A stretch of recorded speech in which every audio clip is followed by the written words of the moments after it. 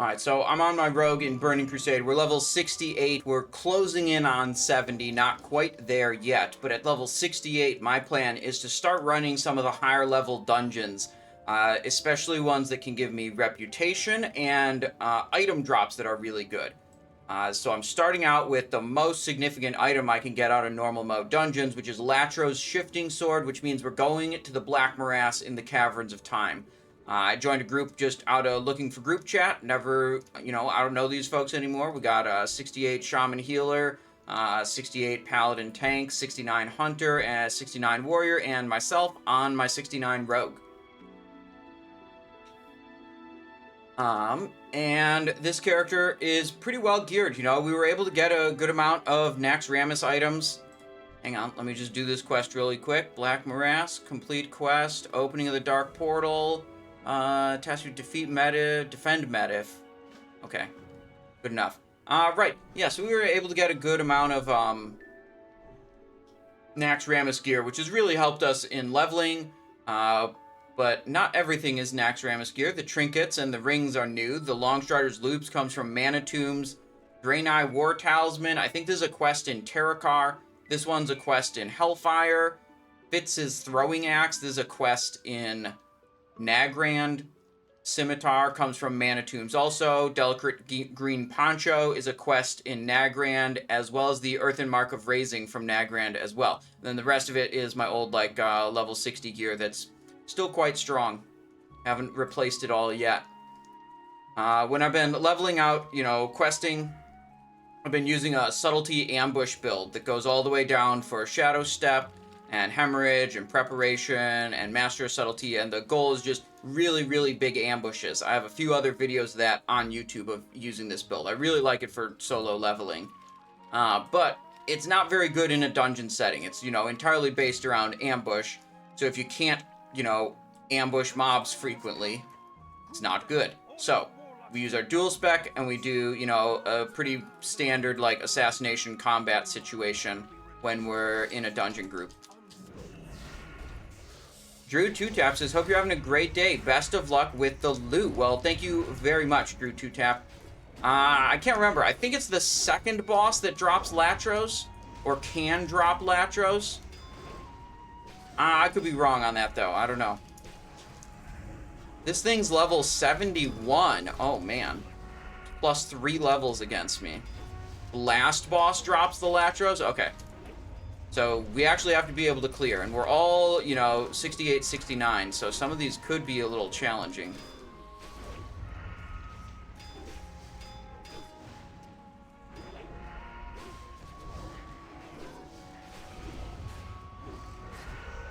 Yeah, that thing seems like it took a while to kill.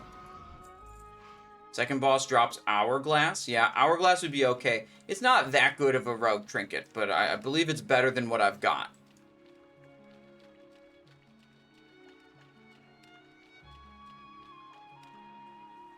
Really what I'm looking for rogue trinkets, it'll be Bloodlust Brooch and Abacus of Violent Odds. Bloodlust Brooch is from the Emblems of Heroism. Abacus of Violent Odds comes from Mechanar, I believe.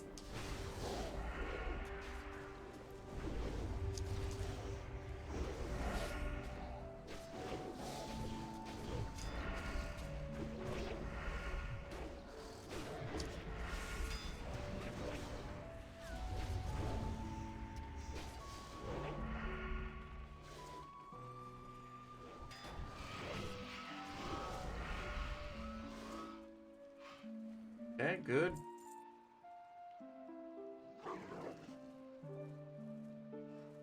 Gamba? Oh, Gamba up. Will Hourglass of the Unraveler drop? Okay, that's second boss, so we're a little ways from that, but the prediction for it is up right now.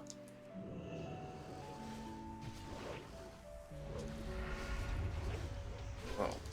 Camera went dark.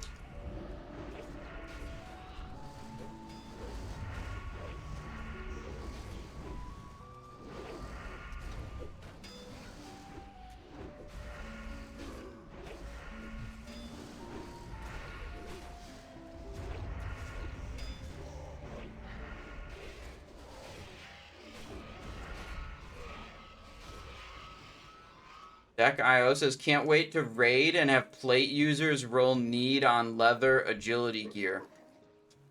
Yep. Yeah, guys, as it turns out, the Warrior Simulator and the Rep Paladin Simulator, they say the leather agility gear is 0.2% better than the plate strength option. So we're going to disenchant the plate strength option and then have all the players in the raid fight over the leather one. Yeah, that's going to be what we're going to do. Yeah, totally, dude. It's their BIS. How can you tell them they can't have their BIS? God, it's so... It tilts me so much.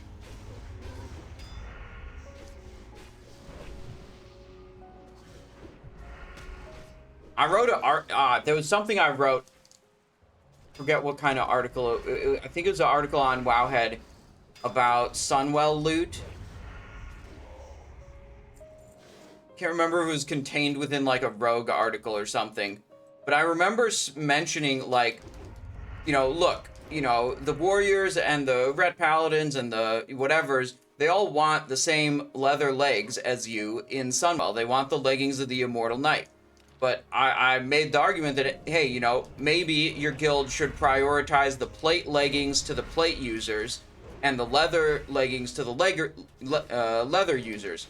Because what I said was, you know, the sooner you start giving the plate users the leather leggings, the sooner you start disenchanting the plate leggings instead of giving them to people that they're going to be a meaningful upgrade for. Am I dead again? What's going on here? Is this... Let me just focus the ads for a little bit. And it's like... It's like, yeah, it makes total sense, man. If you want to have, like, 8 people in your raid fight over the leather thing, and then give the leather thing to a plate user, and then next time the plate leg drops, you disenchant it, instead of giving the leather one to the leather guy and the plate one to the plate guy and giving them both upgrades. Like, it's so stupid. And like, I feel like it's a really fair argument to just say, like, you know, let the plate guys have the plate thing first. And obviously that article was just filled with like hate comments. The like comments were all like, wow, so incredibly biased, telling warriors they shouldn't get their BIS. Okay, I just popped my cooldowns and they evaded the boss.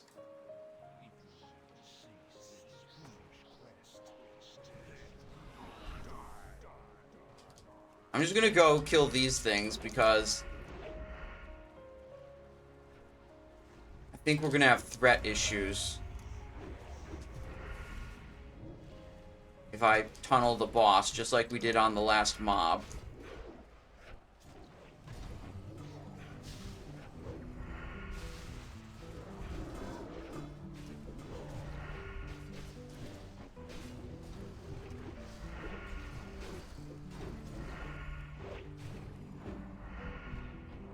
Only way to fix it on a game level is to add armor specialization.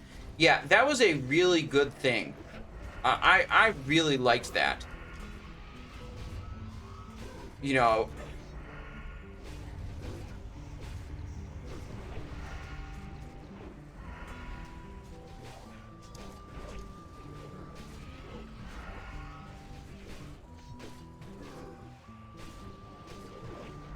Alright, we're gonna kill the boss. That's good. Arcane Discharge, cannot kick that. Probably could have cloaked it, though. Mask of Inner Fire. Mail helmet, not for me.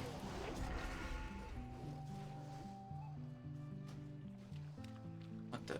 Greed roll. Yeah, okay, greed roll.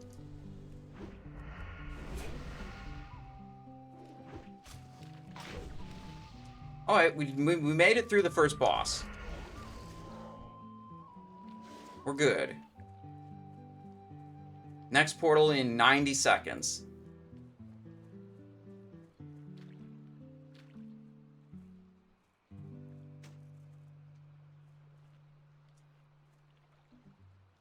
Duo X says, my guild last TBC was armor type only. It was great. So you're saying the guild rule was like you know, you can't roll main spec on things that aren't your armor type.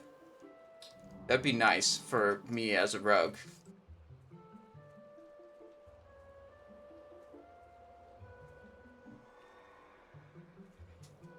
But yeah, I you know, that might be too much. Like in Sunwell, the example I gave of Sunwell is like there's a leather DPS, physical DPS leg. There's, I believe there was a male one, and then there's also a plate one.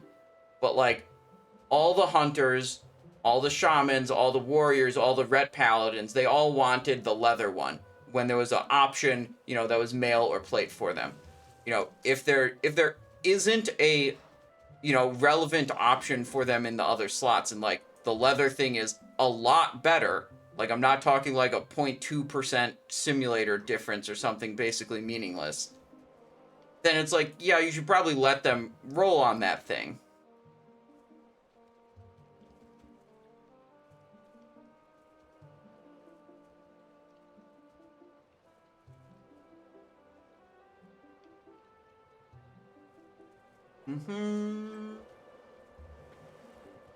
There's a portal.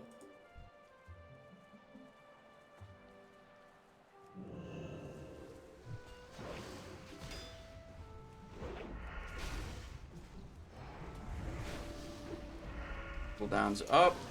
Adrenaline rush up.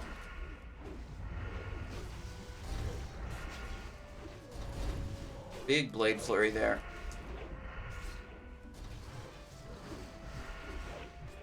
I think we were struggling a little bit at the start, but now I think we're doing okay.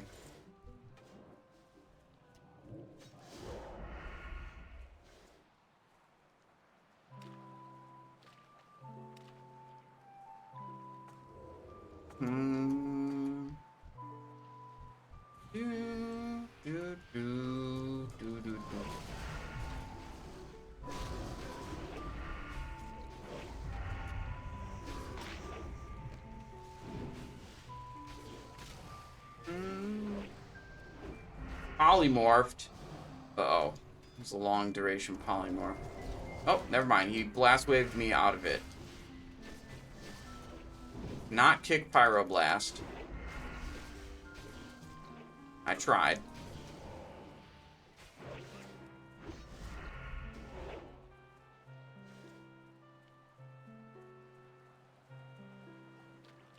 Right back over here. Grounding the Pyro. That would be good.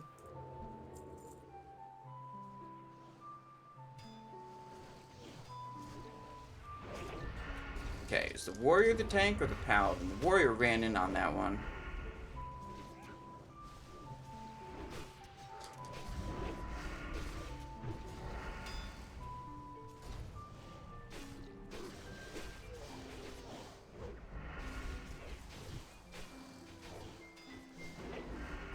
The pyro is on me. I can Cloak of Shadows it. I know that's good. But as long as we're not, like, wiping or having some serious problem, I'm not going to tell someone else how to play their class, because usually that just comes off as being, like, a dick, right?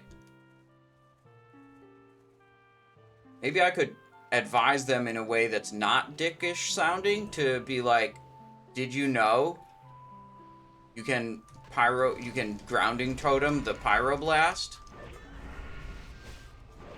Maybe.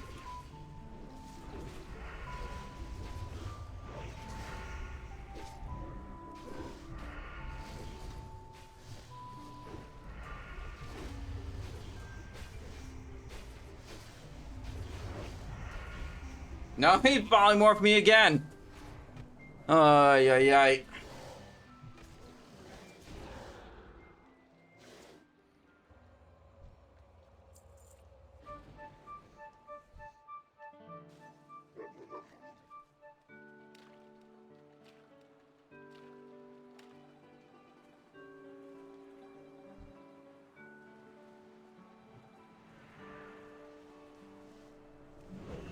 Oh, here we go.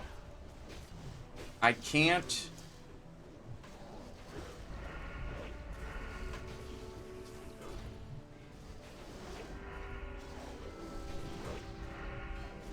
The Pyro Blast. Hang on.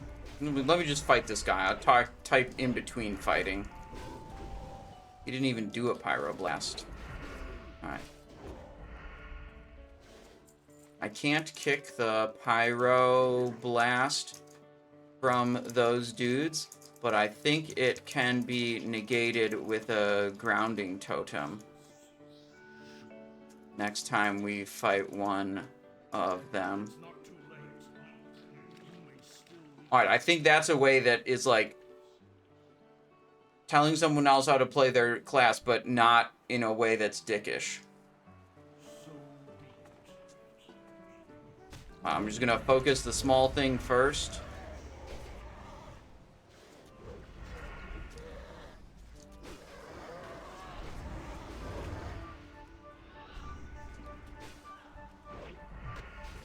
Oh, Heavy Paul says to let the dragons go. Okay, I'll not do any more.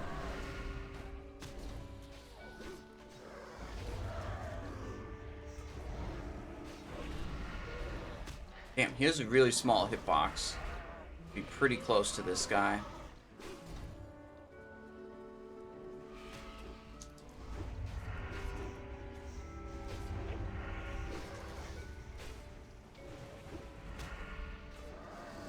Level 72, that's actually +4 over my level, which is quite a lot. Be backing up for. Oh, the assassin is on the tank. Let me stun the assassin. Okay, okay, Hourglass. No, it is Epoch Mender. Not an Hourglass. Greed roll that. Okay.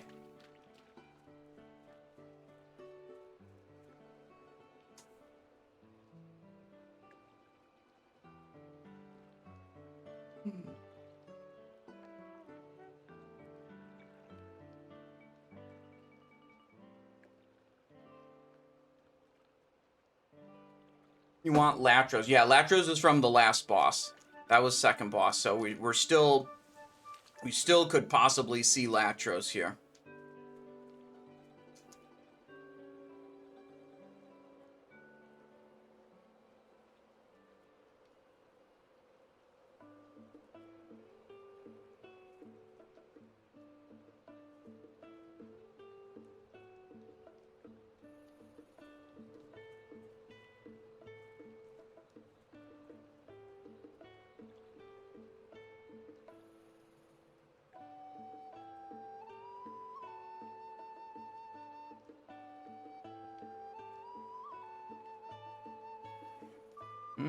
Streamer, can you get the loot you want, please? I mean, that would be great. But we are, you know, we're kind of locked in here, at least until we get Revered Reputation, which we're pretty far away from right now.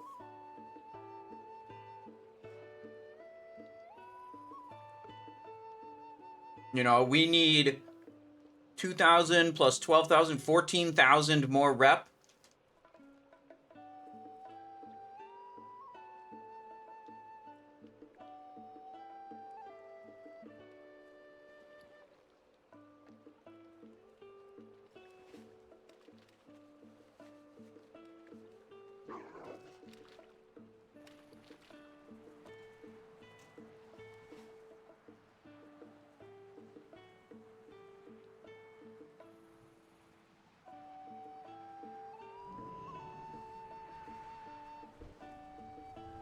Alright, we have all the beacons. We can beacon one portal each.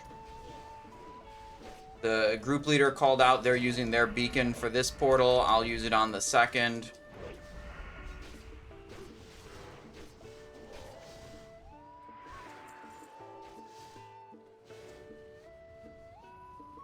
So it becomes pretty easy with these giant bronze dragon helpers.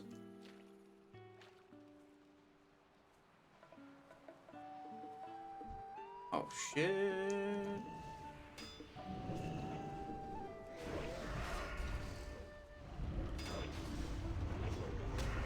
I hope we don't wipe on the last boss.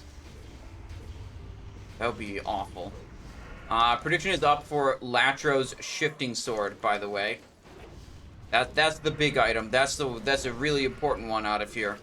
Last boss. What is he called? Aeonus? Maybe is what he's called. I don't remember what he's called. I think he's called Aeonus.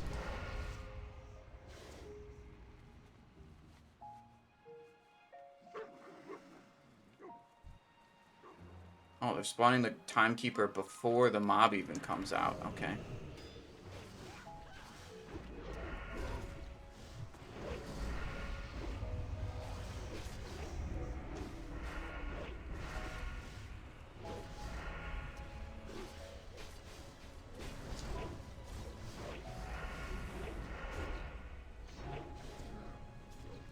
Oh yeah, these ones with the timekeepers are super easy. Those timekeepers do a lot of work.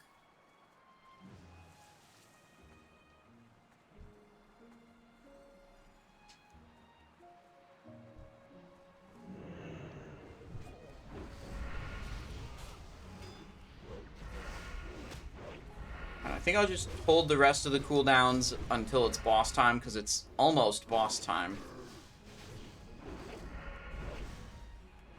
And we won't be able to use timekeepers on the boss.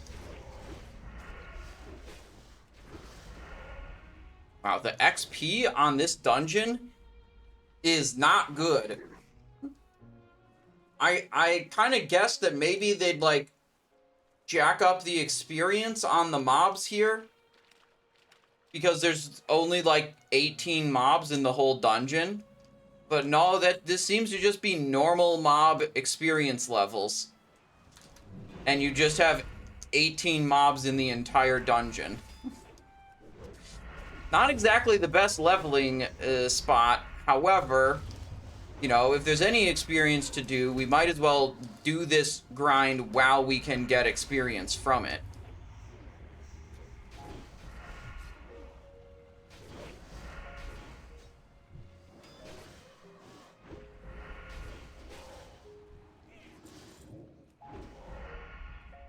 I'm gonna actually disable the leveling weak aura for now. We ain't leveling fast in here. That is not happening. Alright, Aeonus. Tank is on him.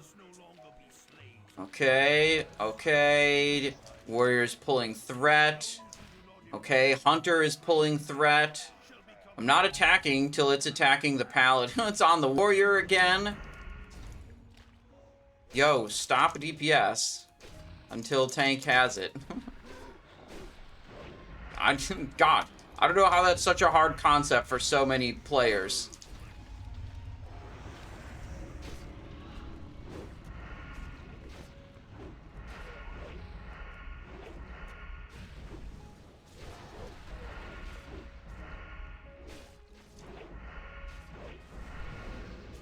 Banish my threat away.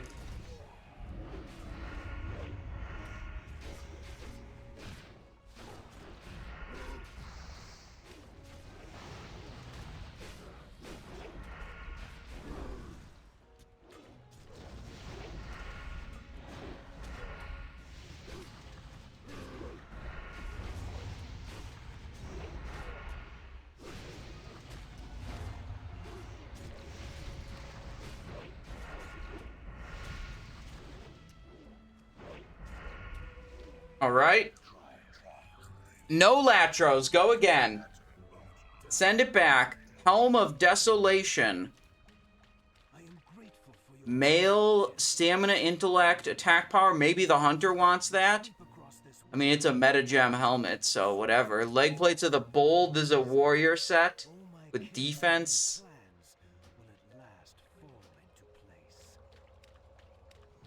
Alright.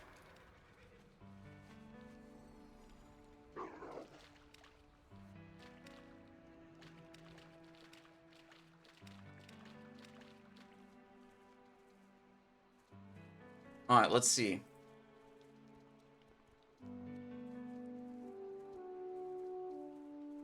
Oh, do we have to, like, talk to Medivh to complete this quest or something? Actually, we probably don't want to do that till we get higher rep level. Return to Sa'at should you succeed in your task. Okay, that's what we need to do next.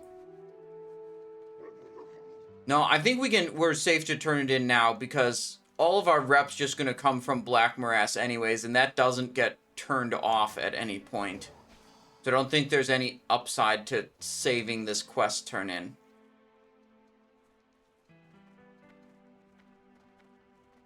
Unless I think I'm going to do Caverns of Durnhold. Or, sorry, Durnhold, Escape from Durnhold.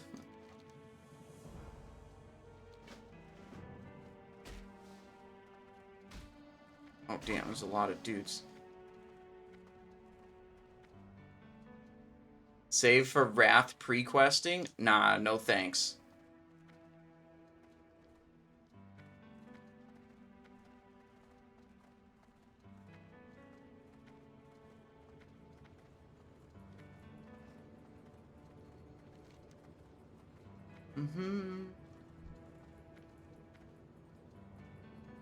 Let's see, we lost our healer.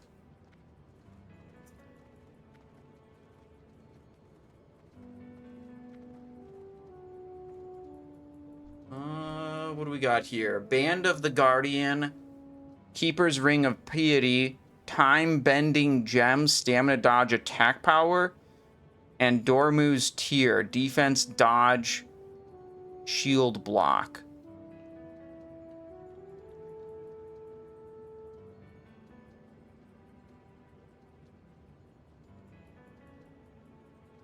Alright, well, the group is disbanded. I don't think I'm using that. I think I'm going to take this because maybe that's good for an avoidance set and all the rings suck. Honored with Keepers of Time.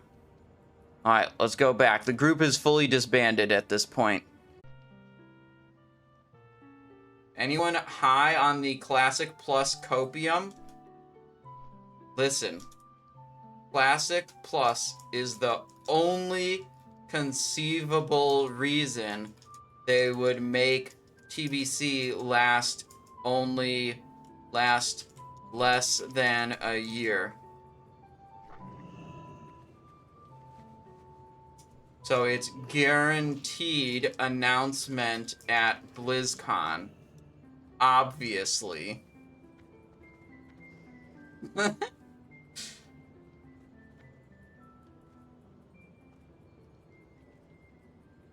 There's no other explanation for it. Like, why else would they make... They're making, you know, TBC last, like, 10 months or something. Or they're just going to tell us that Titan Forge is coming out to the west. I would also be, you know, I'd be happy enough with that. It's no Classic Plus. Maybe they go and they say, all right, we're going to do a Sod Fresh on the China realms, and we're going to do a Titan Reforge Fresh on the NA realms.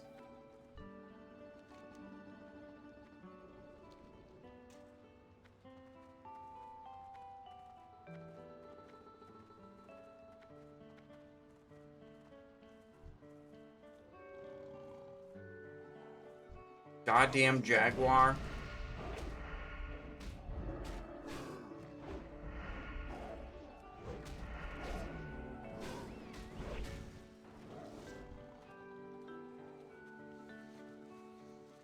Everyone get their chrono beacon? Question mark. Let's rock and roll. 1, 2, 3, 4. We're waiting on one more person. Are we? 1, 2, 3, 4. Who are we missing? We're missing Super Soaked. Is he inside? Super Soaked, you good? Question mark. Oh, he's in now.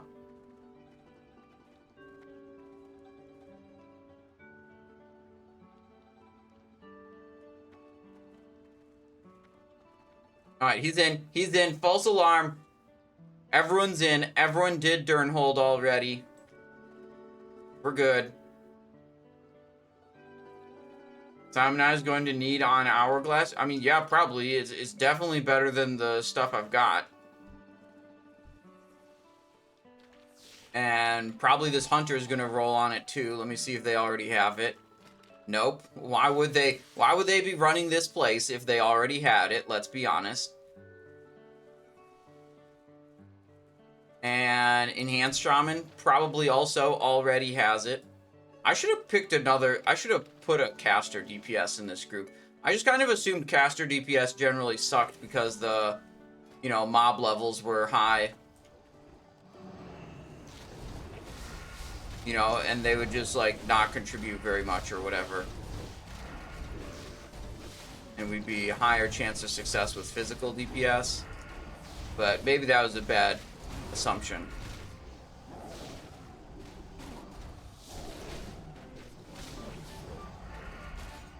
This was not a... We just did, like, a 10 mob pull. And this was not a group built for AoE damage output.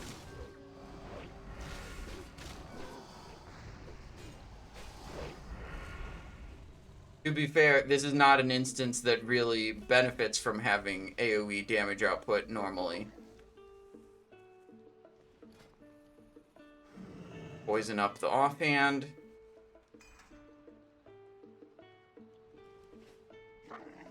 This group was not built for AoE.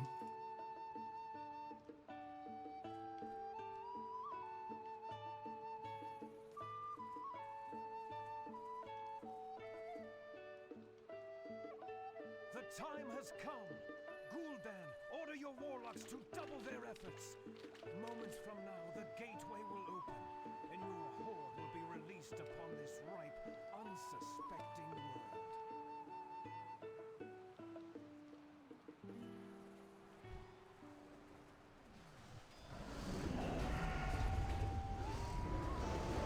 Alright, round 2.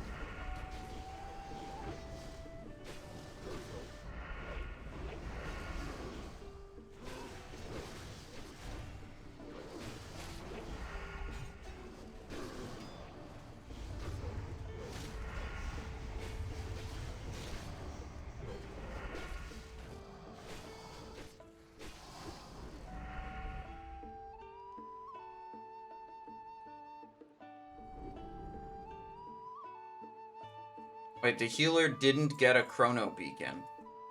Okay, so we only have 4 chrono beacons.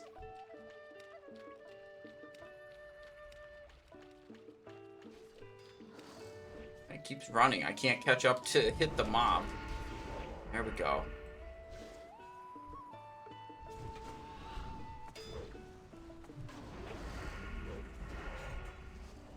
Alright.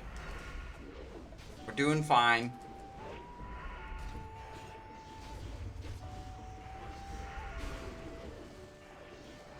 Blade Flurry. Get him. Good.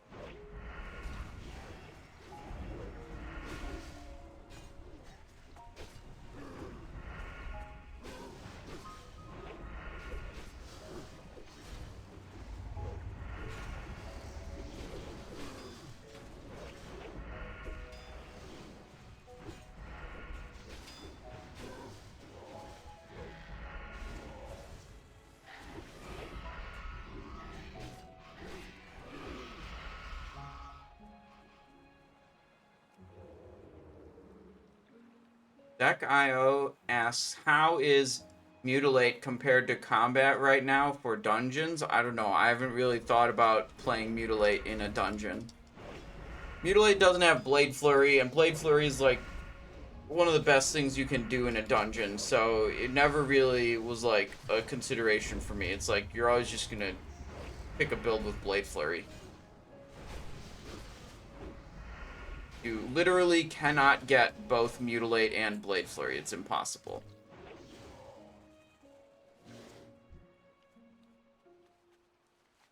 In Wrath of Lich King, you can do both because you have more talent points. That makes it possible. But here, nope.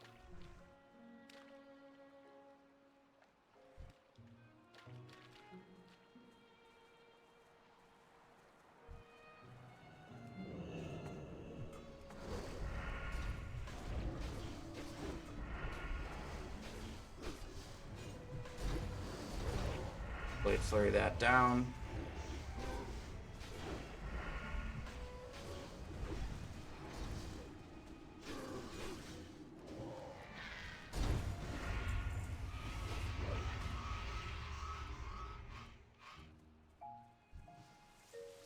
Oh, the guy's doing Essence of Infinity. He's doing Elixir Master. We got to do this quest on my Warlock. But I got to get up to level 68 before I can get Elixir Master. So, a bit of work on the Warlock, who is currently level 60.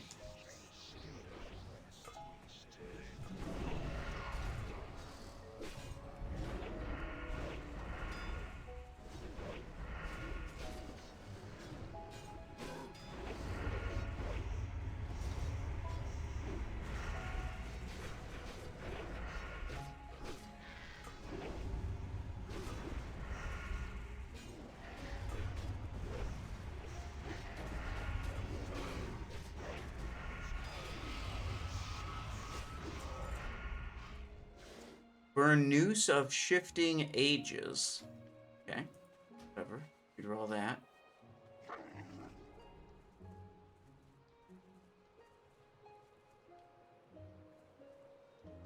What was the build called that had Mutilate and Blade Flurry? It had a funny name. I think I called that build Chicken Spec. And I picked that name because people were saying things like AoE spec, cleave spec, this mutilate blade flurry spec, this. They had a bunch of different names, and there were a bunch of different builds that were all kind of AoE specs or cleave specs. So there was a lot of ambiguity in what people were talking about. So I just tried to pick a weird name and try to make people use that name to mean a specific build. And in hindsight, that was dumb. I should have picked a specific name that had something to do with the build itself, rather than just being a unique identifier.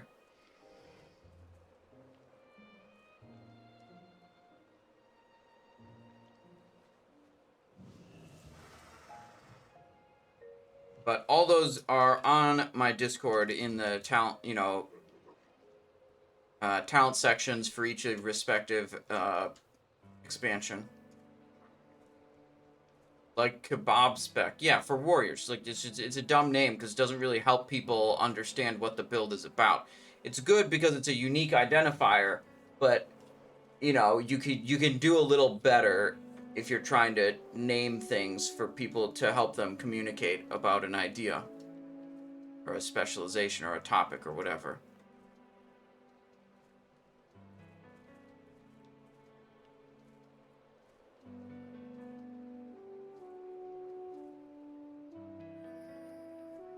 Alright, portal's up. We try again. There's going to be second boss, a couple trash mobs, then second boss, which is potentially Hourglass of the Unraveler, which we would probably use for a long time. The odds that we get both Abacus and Bloodlust Brooch, probably not very good. And that's what we would need to replace Hourglass.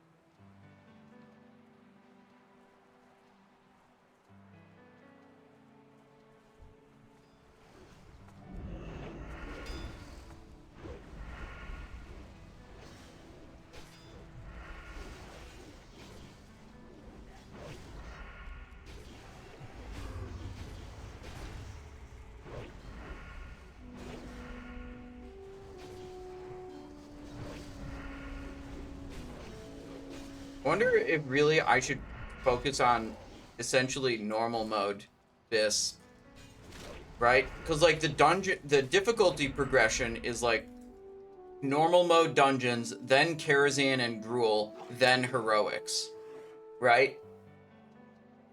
I could try to get heroic gear on my rogue, but you'd be kind of jumping the difficulty spectrum there to go to heroics without Karazhan or Magtheridon or Gruul items. I think I'm trying to think that there's a few items that we really want that are phase 1 BIS out of the heroics. There's the Nightfall wrist guards out of Old Hillsbrad heroic. There's the Girdle of the Death Dealer out of Black Morass heroic.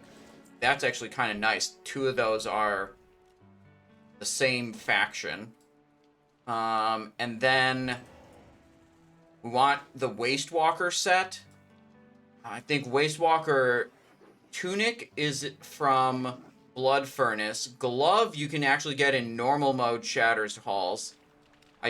Legs I think are Mana Tombs, I want to say. Mana Tombs for Wastewalker legs. Heroic. Then I forget about the shoulders and the helmet.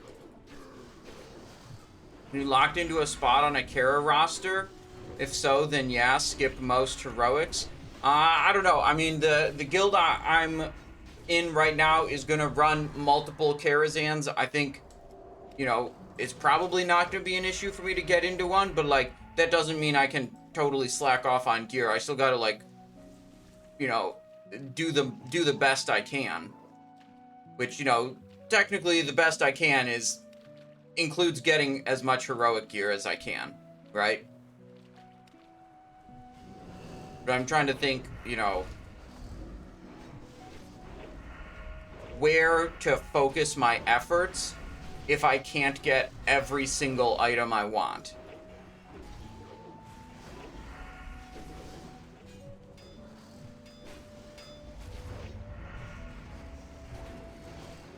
And with 2 phase 1 best in slot pieces coming out of heroic Caverns of Time dungeons, that's like, okay, well, heroic Caverns of Time dungeons definitely going to be a priority in terms of, you know, like which reputations to max out and start grinding first.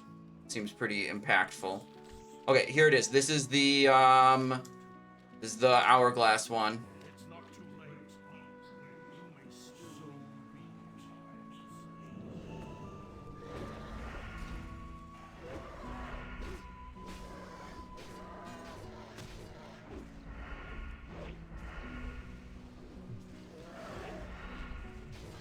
Oh, he's hastened. Tank is doing totally fine though. The boss is hastened and the tank's health barely moved.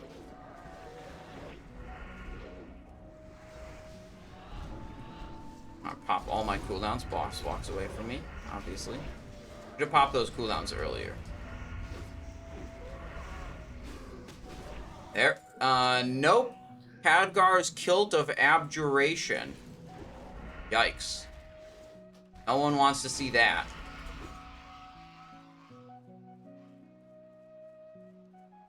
Aldor Exalted isn't bad cost-wise. From what I've seen, you should be able to get Vindicator's Brand quickly. Yeah, last I checked, the Fell Armaments were like 9 gold each. I know there's a number of Aldor quests that I wanted to do. So I kind of thought, like, maybe I would do those and then buy out the rest of the rep items that I need.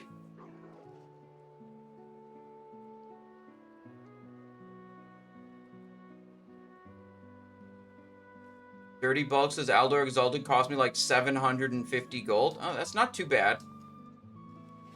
Do you have Vindicator's Brand? I thought I saw that sword graphic.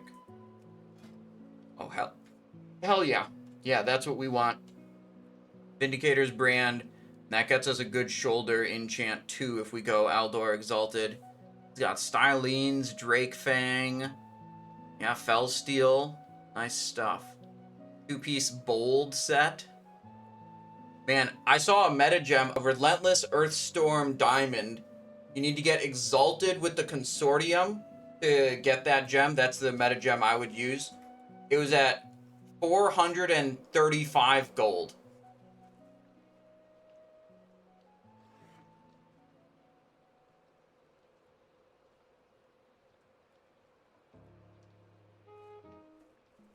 I was like, yeah, maybe we can wait on buying that gem. I mean, I don't even have a meta gem helmet yet.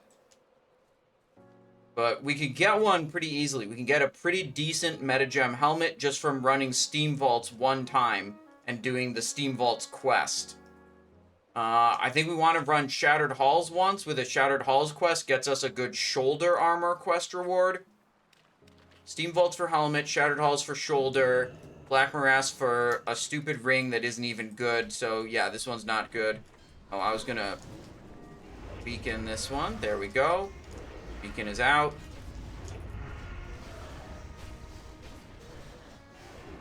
Trying to think. Oh, there's a really good bracer if we do quests in Shadow Labyrinth. We want to get the Spy Mistress's wrist guards out of Shadow Labyrinth quest.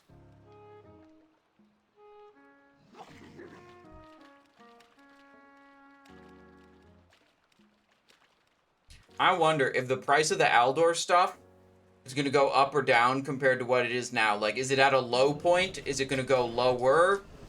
Or is it going to start, you know, eventually it's going to shift into, like, people aren't spam killing everything out in the open world and the supply is going to dry up or be less. You know? I think the Aldor stuff will go up in price right before the raids come out.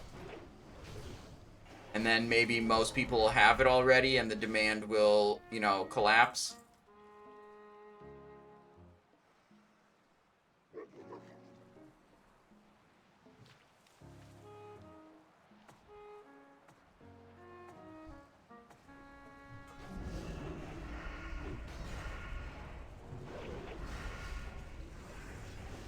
Pyroblast. Uh-oh.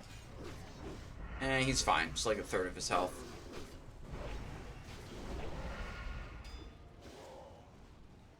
Alright, portal. That's 16. Then we'll do 17. Then it'll be boss on number 18.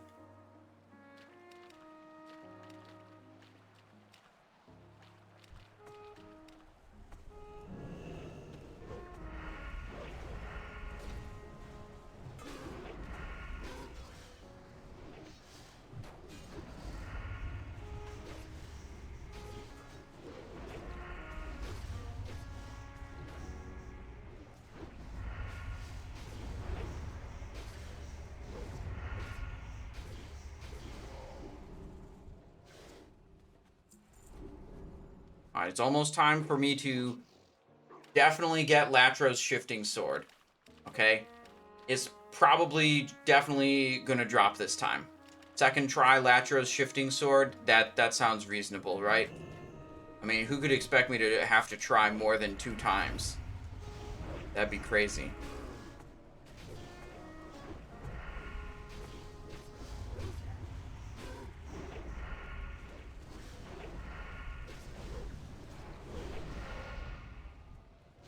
Okay, Portal 18. Time for the big boss. Get mana. Okay, healer mana is full. This is an enhanced shaman, so does his mana really count? The time has come to shatter this clockwork universe forever. Let us no longer be slaves of the hourglass. Waiting. Hitting. Hold on the cooldowns for just a little bit. So I can pile everything together right as Blade Flurry comes off cooldown. That's what we want to see. Oh, I'm stunned. I don't think that happened last time. Maybe I resisted it last time. I do have Orc Stun Resist. Maybe I got super lucky.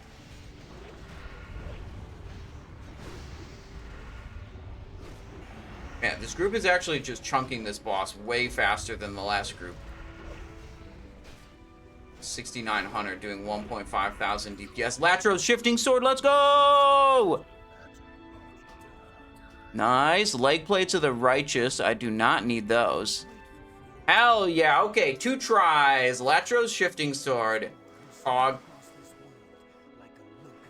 Okay, well, with that sword, I'm done with this rank-ass dungeon for now. Good luck, folks. Okay, that's a good pickup. We are not doing this dungeon anymore. The experience is absolutely terrible. We will try just get revered. I mean, we need 4,000 more rep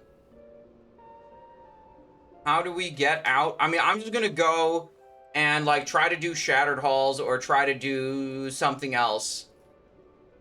OHB, tank for slabs, steam vaults, or Shattered Halls. Let's see. I was going the wrong way because I was just following the mage. Yeah, I was like not clued in on what was going on. I was just looking at my stupid item. Apparently the entire rest of the team showed up and summoned each other without my help.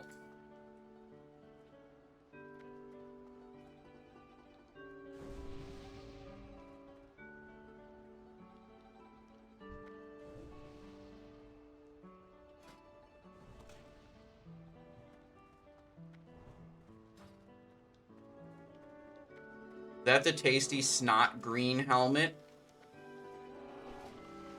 Why, yes it is. You remember correctly.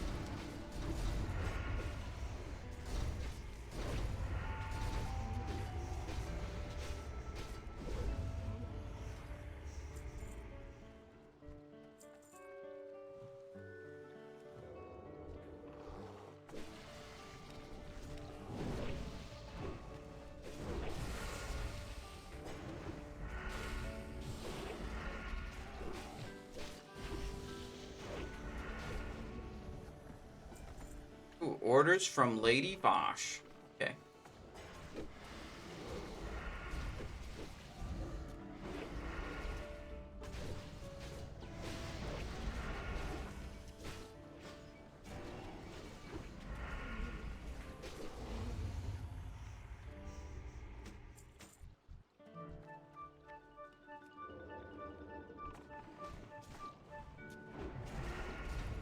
Grace of Air Totem. Okay, I'll run a poison. Shaman was like, oh, I'm gonna drop Grace of Air. So, no Wind Fury. I think I'm the only person who would benefit from Wind Fury. So, that makes sense. The Druid likes Grace of Air, the Hunter likes Grace of Air. I like Grace of Air too, just not as much as I like Wind Fury. But if we're not getting Wind Fury, then we're putting a poison on the main hand weapon. What's the Shiv build? Don't see it in your Discord? Well, then you should look in the Discord. If you don't see it, you gotta look, and then you will see it. Let me show you how to find it. You go to the very top where it says read here first, then you click on start. Then you click on the Burning Crusade. It says click on the version of the game you're interested in. Then you click on talent builds, and then you click on the one that says Combat Sword Shiv. And then it tells you all about Combat Sword Shiv.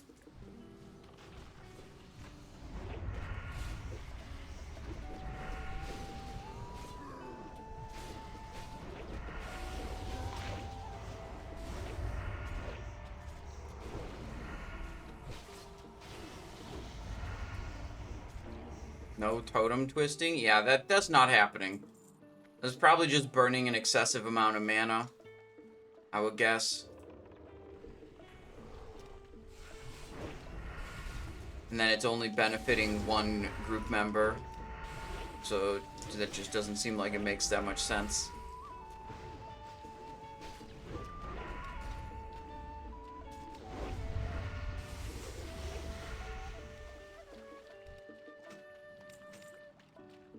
Ooh, Coilfang Armaments. I forgot I can just buy this reputation. Coilfang Armament. I wonder how much these are going for.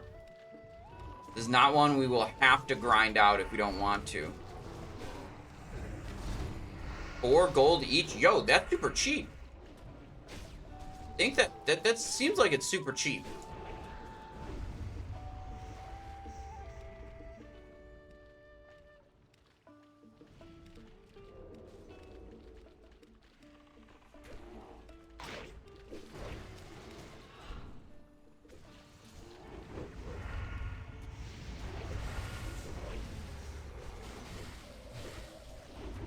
Be a nice way to knock out a lot of work we would have to do. You know, -1 reputation that needs to be farmed.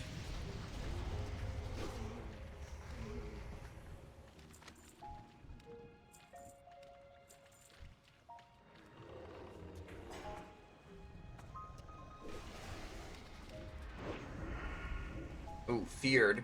Not good, not good, not good. Oh, we're in trouble.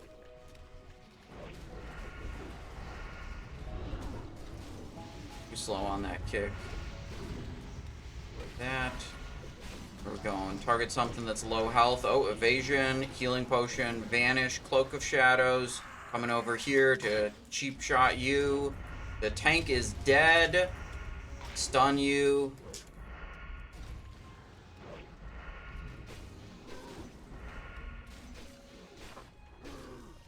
Finish him. Netted. Blind you. Keep it going. Keep it going.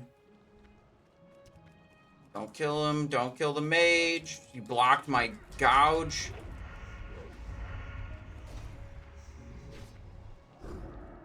I can go gouge. Oh no, I'm immobilized again. I have nothing to break this.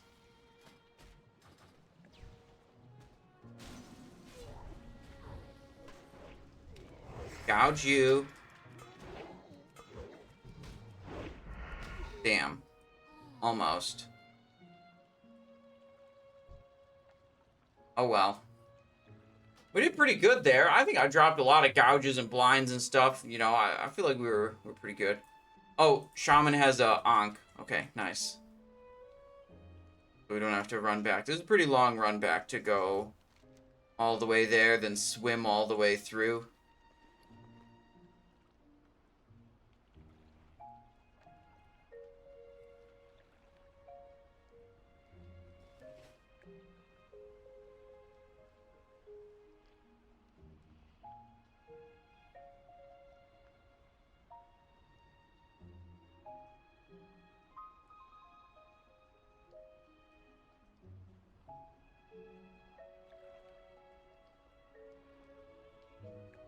Let me see how much reputation each Coil Fang armament gives. Currency for objective of...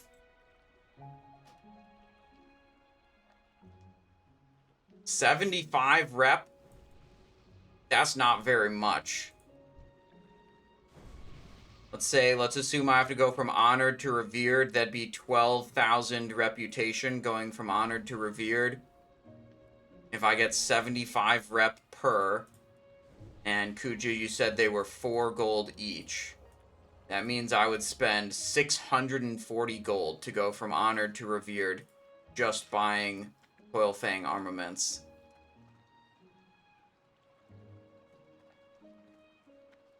You know, it was a big chunk of gold. Maybe we do like a little bit of buying those and a little bit of other stuff. You know, running Steamvaults.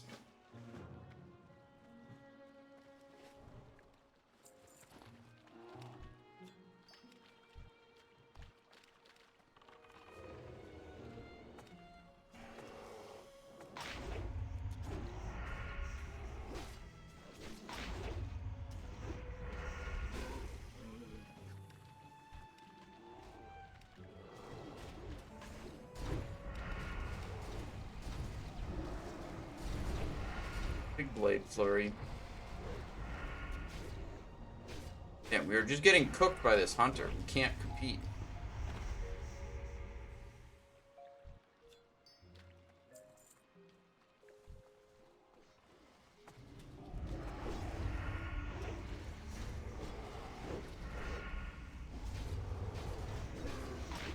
Switch target because I had too much threat on the first one.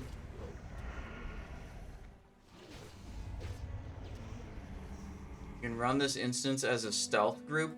Yeah, but if your goal is to gain a bunch of reputation, I don't think being a stealth group really helps to serve that goal, because the stealth group is just trying to skip a bunch of packs, but then you skip a bunch of reputation. Weird. Oh, Tremor Totem, okay.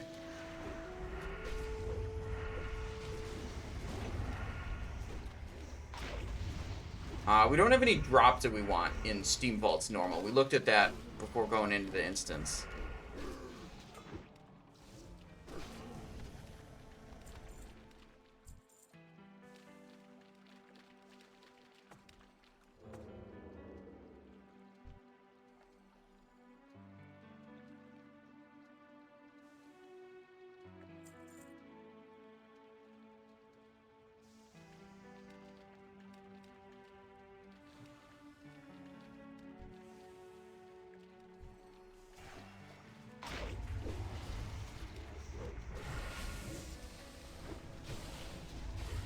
course.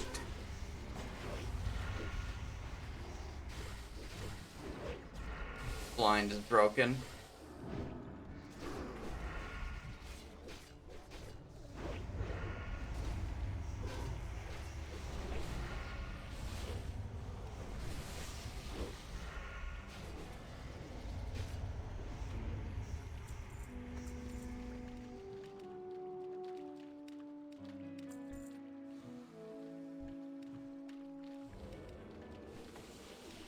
Alright, big blade flurry time. Essence Focuser. Read. Distract. Ah, we did good on the meter this time because the hunter was busy opening the chest.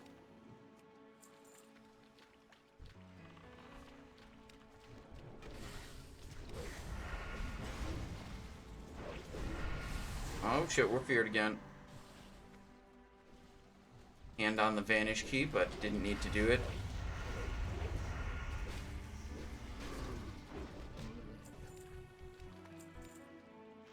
Excellent. Hydromancer Thespia. Alright, let's see. Oilfang, Water Elemental. They're putting a skull mark on the left elemental. I guess we kill those first. The depths will consume you. Trinket active. Hit the guy. Stun. Bloodlust happening, yeah. Very nice. Oh, I am stunned and dead. Cool. I guess. Inside the storm. Rip.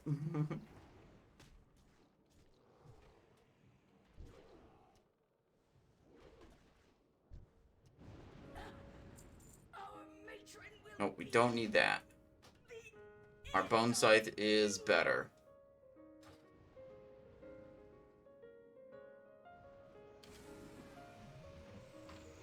Floor spec? Dude, it wasn't my fault, dude. I didn't specialize in removing stuns from my character, okay? I was supposed to orc resist it, but the game bugged, and then my orc resist didn't prevent me from getting stunned, so...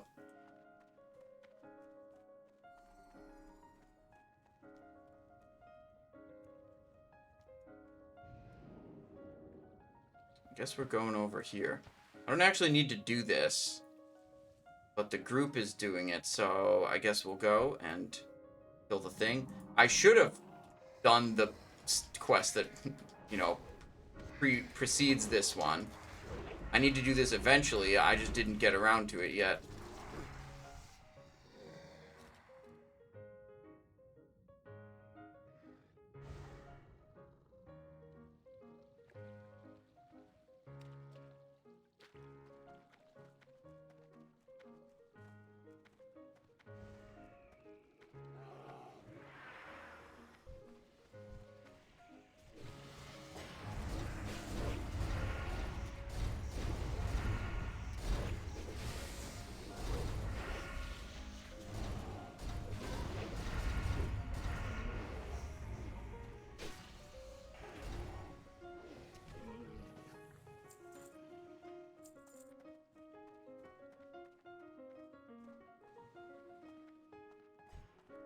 Get the sorceress in back.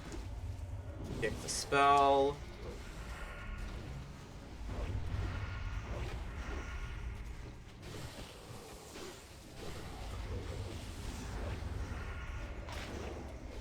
Kidney shot, stop the spell.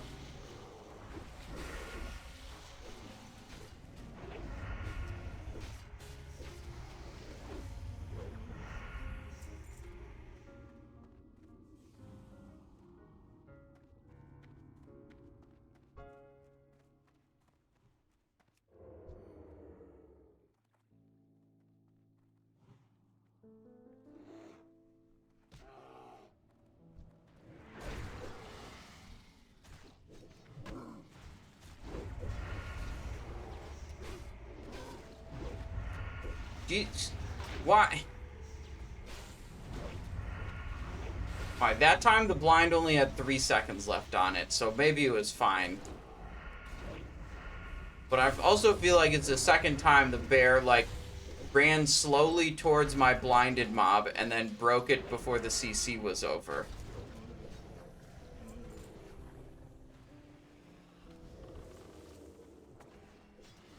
You know, it's possible they did that intentionally because they're like, you know, I'm ready to get the next mob. You know, they wanted to start building threat on it. But I feel like the first one, when it broke, when it was 7 seconds left on blind, that one was not good.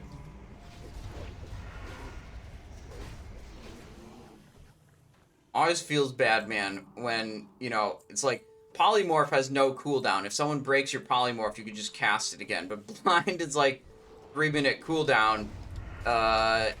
If someone breaks your blind, you can't just do it again, and then you feel useless. Fuck, vanish.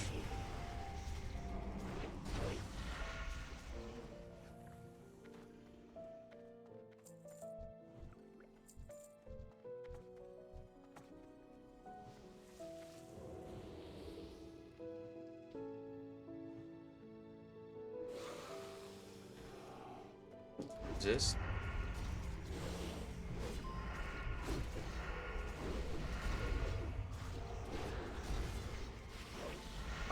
Why am I almost dead? I'm gonna move away. Maybe these things have like a frontal cleave? Not kick that. Probably can kidney shot them to stop them from doing it, but kick does not work.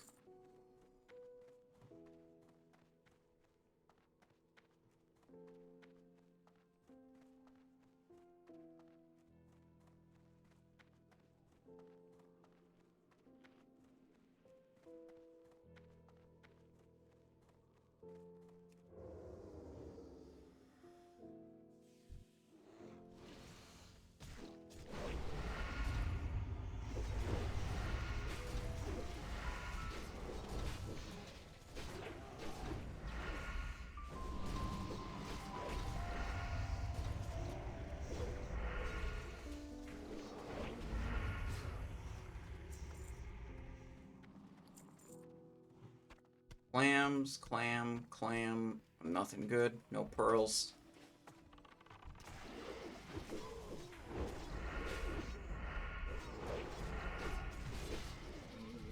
Okay, good. I think after this run, we should go over and get our Karazhan things started.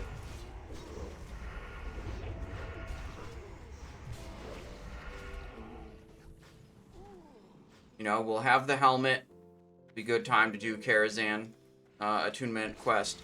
Because then, you know, when we do our other runs, we could be, you know, getting the Karazhan thing done at the same time. For the dungeon portions of the Karazhan quest.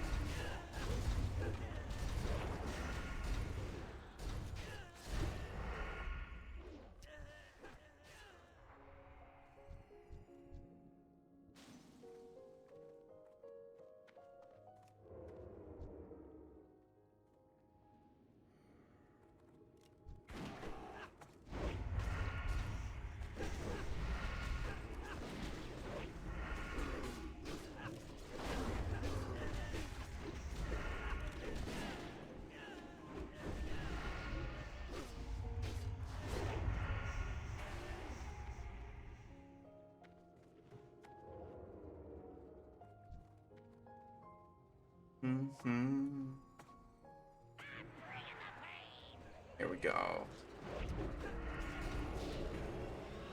Adrenaline rush up, trinket up. Blasting.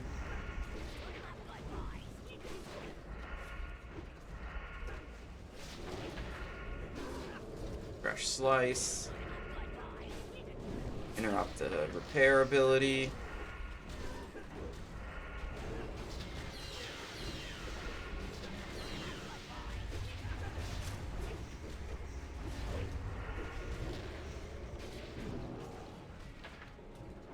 Alright. Mask of Penance. Plate. Healing. Yikes. We don't have any plate users in this group.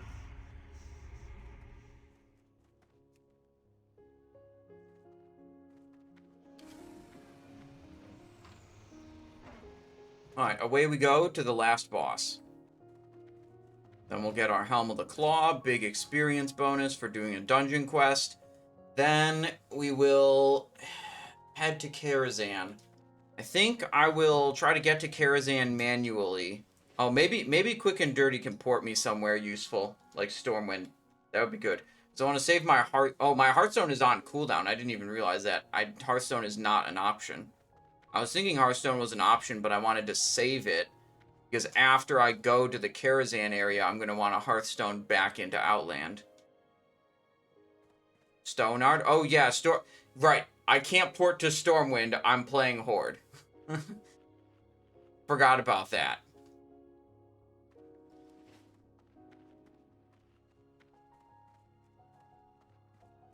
Locked chest if you can pick. Wait, where?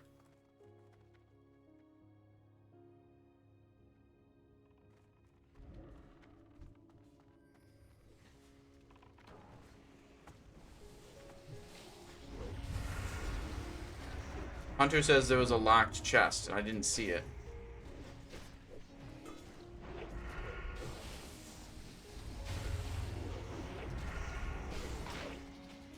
That was 39:36. So only 23 seconds ago they said there was a locked chest. He pinged the map. Well, I can't see where his past ping was. Ah, there. I see it now. Flare. Locked. Bound adamantite. Oh, this is like a tier 2 adamantite chest. Can't do it. Skill not high enough. Sorry.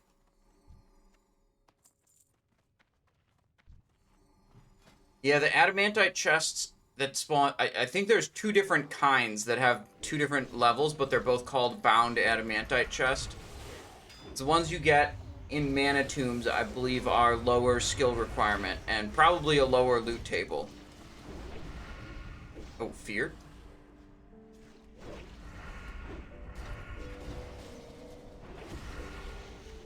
Best we can do, we might be able to lockpick those at level 69 if I max out my lockpicking skill and then get the dark leather gloves for +5. That could get me to 350 skill at level 69, but at level 68, I don't think there's any way for me to get that skill.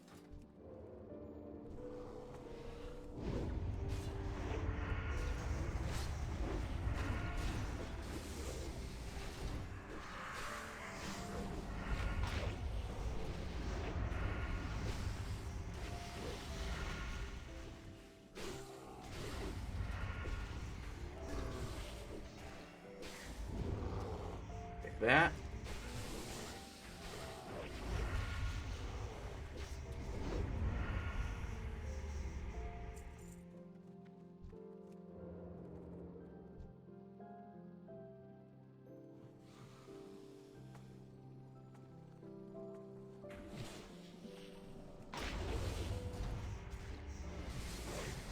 Alright, we hold cooldown for the boss, I guess, even though this is a really juicy Blade Flurry opportunity. The boss will have Blade Flurry opportunities too when it has a mechanic where it like activates one of these water tanks and the water tank becomes attackable. And then you just want to cleave the boss on top of the water tank. That's a great time to Blade Flurry. You're supposed to kill the water tank because if you leave the water tank active for too long, it buffs the boss.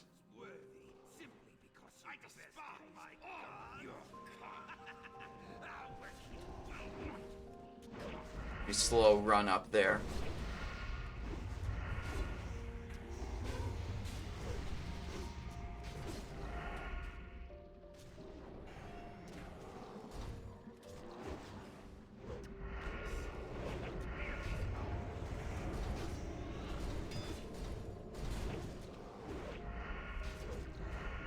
That didn't last very long, so we didn't really get to do very much blade flurrying of it, but there we go. Cooldown's used.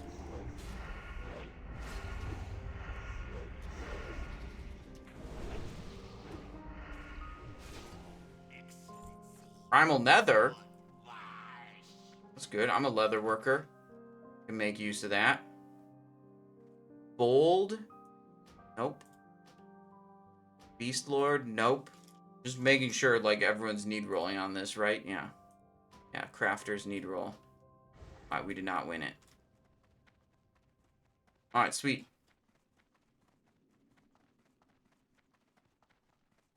Hunter is stoked. Yeah, getting the Beast Lord and they got the Primal Nether out of there. Pretty good.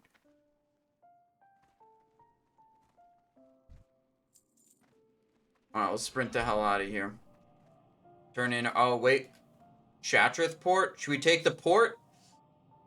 Thank you. Yeah, we can turn in the quest later. We'll take the port for now. Port's pretty useful.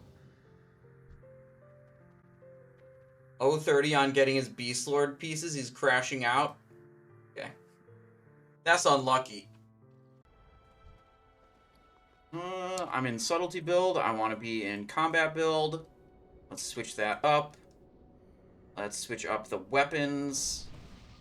Want this and this. And we need the new high quality instant poison. Is this going to be a Wind Fury group? Probably. There's a warrior in here. I think paladins like Wind Fury too. Okay.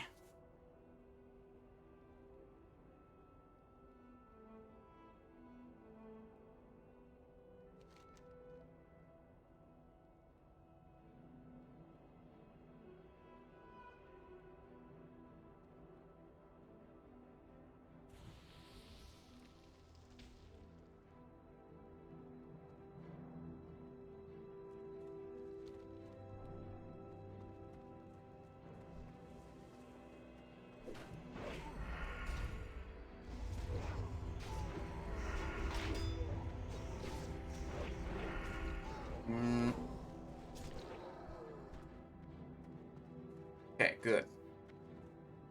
Now, Shadow Labyrinth. Pretty good. Our first time doing Shadow Labyrinth on Anniversary.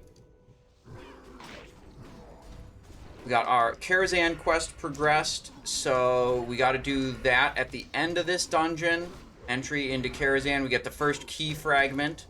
And we're going to do the quest to get a good bracer. I'm not sure exactly which quest it is, but we're going to go talk to Spy Togun. And then I think that leads to getting the Spy Mistress's wrist guards, which is a very nice bracer for Rogue. And hopefully get some Lower City reputation. Actually, not hopefully. That's guaranteed. That's for sure happening. Wonder about loot. There is a mace in here that's kind of nice, but we don't need it. It's like a fast mace with a haste proc. But we don't need it because we already have Latro's shifting sword, which is way, way, way better. So we're not worried about that. I can't think of what the other items that drop in here. There might be some good, you know, leather agi items or rings or necklace or something like that that we care about, but I don't know. We'll figure it out. We'll see what drops.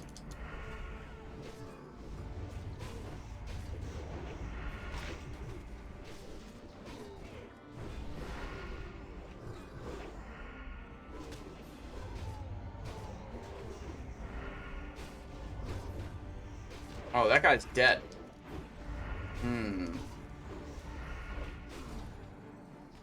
Good. Didn't pull that other pack.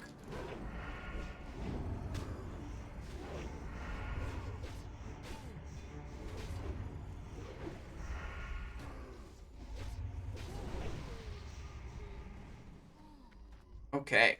Now, I believe I've already earned more experience in this run than I earned for the entire duration of a Black Morass run. Man, Black Morass was not good experience. It was literally 18 mobs total. We might not have surpassed the Black Morass experience level yet. But Close to it. We'll definitely have passed it before we get to the first boss. Little warrior death. What are we doing? What are we doing? We waiting? We resin this warrior? What's happening?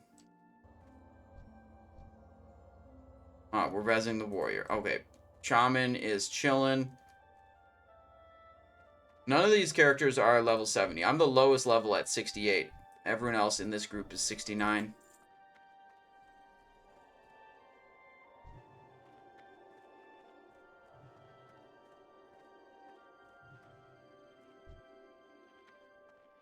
Black Morass is the Burning Crusade Violet Hold, like wave-type fights. Yep. Yep, that's right. So it's 18 waves, bosses on waves 6, 12, and 18. And then, you know, it's like a portal spawns and a big elite pops out of the portal, and then the portal only closes once the elite is killed. And as long as the portal is open, it's like spawning non-elite mobs that just like run out of the portal and try to mess you up.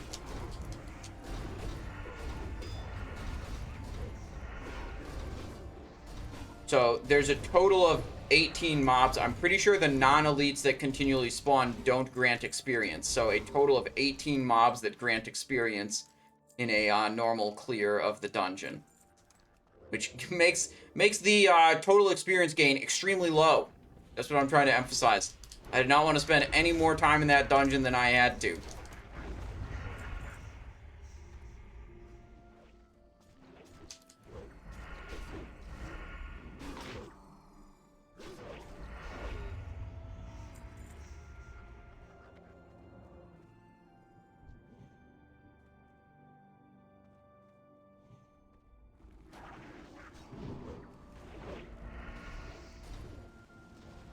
Thought he was going to try to drag it a little bit more, so I kicked and then moved, but then it wasn't actually moving anymore.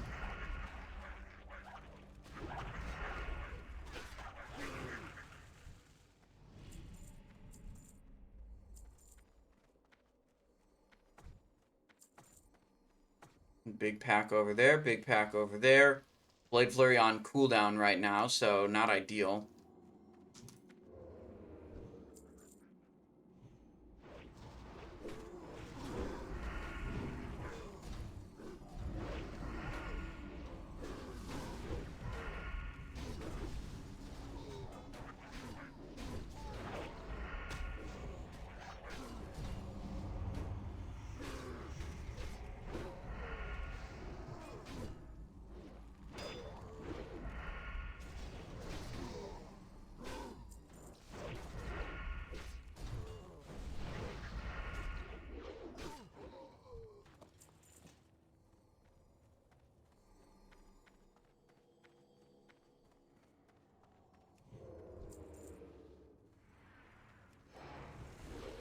Here's a Blade Flurry. It's a threat pull. Okay for now. Stun that to interrupt the heal. Oh, we're good. Kick that. Good. Reputation and experience. That's what we like out of our dungeon runs. I think the mobs up ahead, there's some big Felguard type of dudes with a AoE fear, I want to say. It's been a long time since I did Shadow Labyrinth.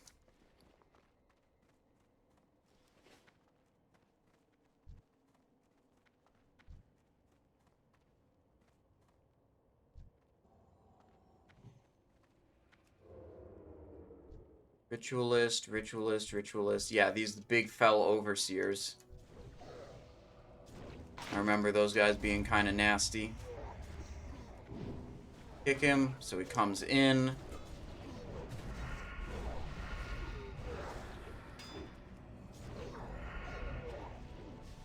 Damn, immobilized. Lame.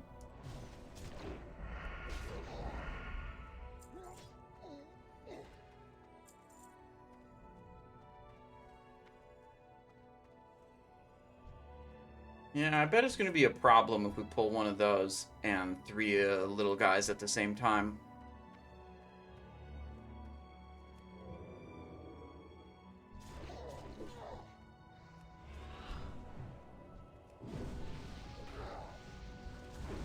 Yeah, no mage for like a ranged counter spell. I guess we have shaman who could earth shock from range to try to interrupt those. But the shaman's been hanging back as a healer, which, you know, I think that's fine. That's usually the smart play, to hang back as a healer. So I've been running out to get the interrupts, and it works well.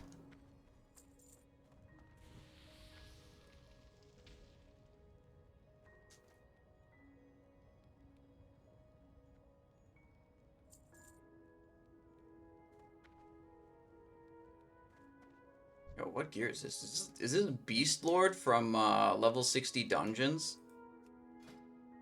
Scorpid Sting Mantle. No, it just looks like it. Okay. That looked like the level 60 dungeon set to me. What are we doing? Pulling that guy, or are we trying to let him walk around? I think we're trying to let him walk around. Then they're going for these ritualists. Yeah, that makes sense.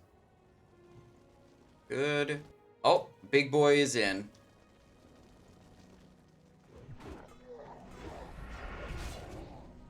Oh, I am Adel humanoid. Okay, never mind. We'll kill the small ones first. Pop all cooldowns.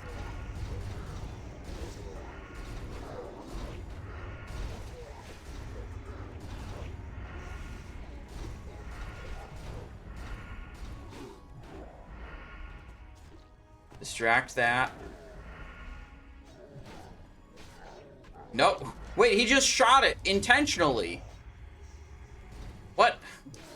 I don't think we wanted to pull a second one in. But, okay, maybe we'll be okay. This is a big 7-second fear on the whole party. We did get Tremor Totem. Everyone's safe now. Alright, maybe it was fine.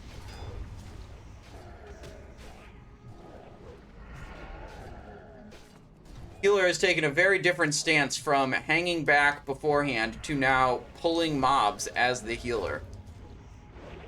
Big shift.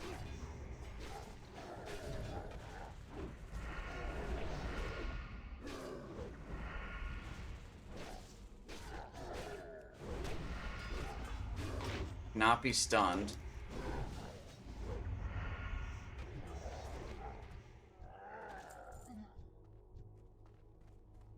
Okay, 3 more packs of these ritualists. Then when all the ritualists are destroyed, that causes the boss to spawn.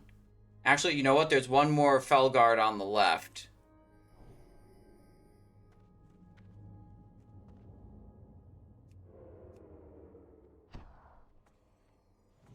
There we go, got him.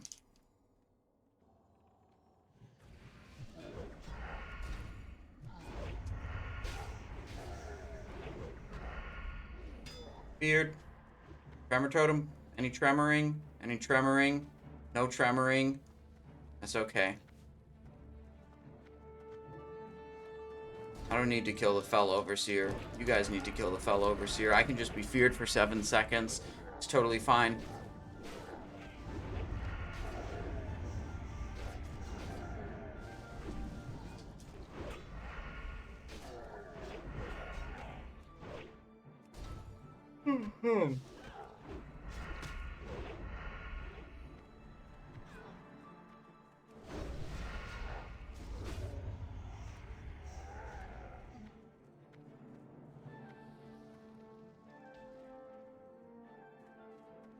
Yeah, the tank is asking the hunter what is up.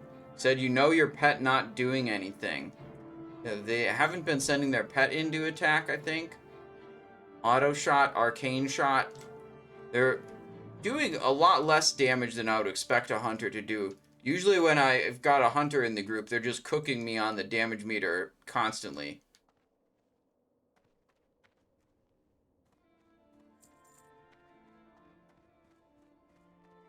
We'll see what's up. Omega Lazy Hunter. Seems that way. Oh, now he's sending his pet in. Okay, that's good. That's better. Multi-shot. That's good. Oh, now the pet's back. Wait, now it's going in again. Okay, good. That still was not very much. Okay, I don't know what the deal is with the hunter. They're not doing a lot of damage, but we're clearing the dungeon. So, you know, no problem in my opinion. Arcane shot equals bad hunter. I don't know. I don't know enough about hunter other than like they're doing less damage than I would expect.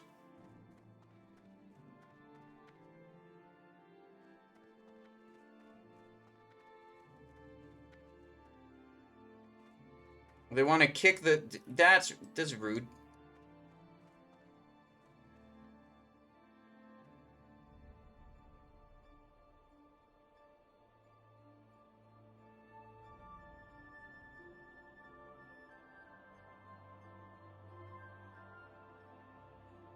I'll say, if we are clearing the dungeon without issue, I don't think we need to worry. The shaman just, like, ran away.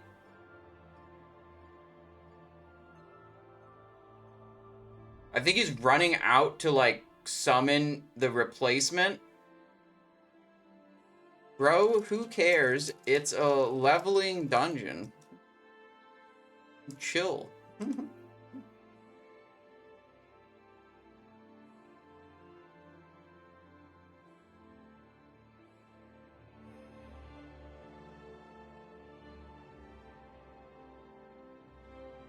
We can carry a weaker player. It's okay.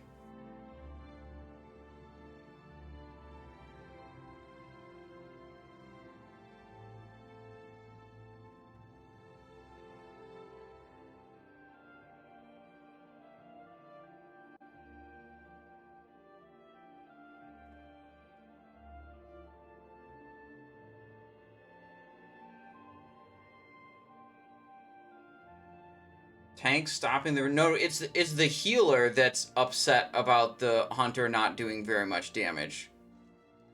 The healer was the one that's like, yo, let's kick him and get a replacement. But we seem to have quelled that desire, and we're back to gaming.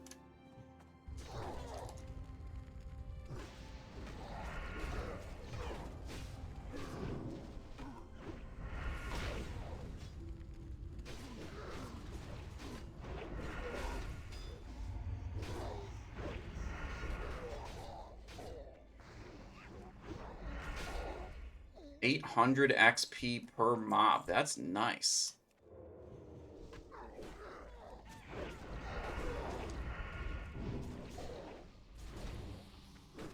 Alright, boss. Right as soon as these guys die, he, like, activates and then starts patrolling the room.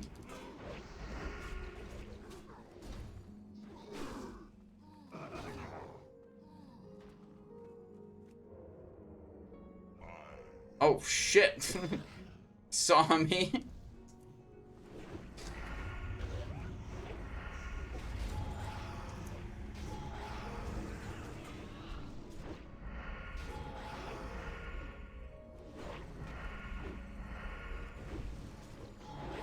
Nope. I ripped threat right before he feared me. Damn. Banish the threat away.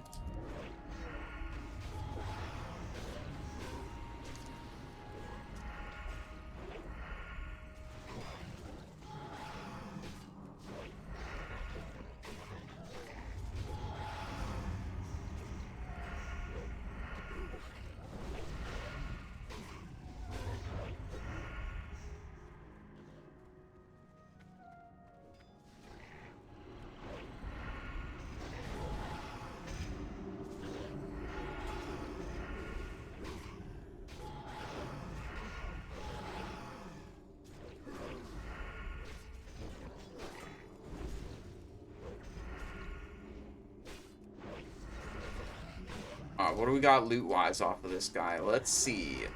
Let's see. Ornate Boots of the Sanctified plate. Okay.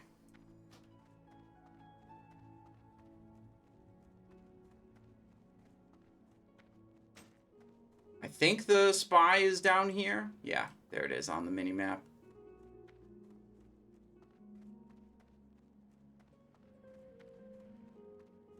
Spy tow gun. Right, complete quest. Except the next, yeah, this is what we want. Spy Mistress wrist guards. Perfect. How do those compare to my bone scythe? Let's see. Oh, I have a full quest log? Okay, we're okay for now. Soul devices. 18 agility, 15 hit, and a socket. So we could turn that into another 8 hit rating or 8 agility. We could say 26 agility, 15 hit. And this is 26 agility, 14 crit. So that's pretty close. I mean, point for point hit is a little bit better than crit. That's for sure. So they're definitely better. I mean, that tier 3 stuff, like, you know, it broke the bank a little bit turning it all in, but it has really served me well leveling in Burning Crusade. Like, they're strong items, no doubt. You know, hard to find things that are better than them.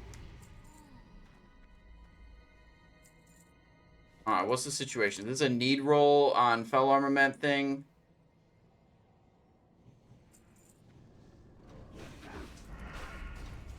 It is a need roll on Fell Armament thing.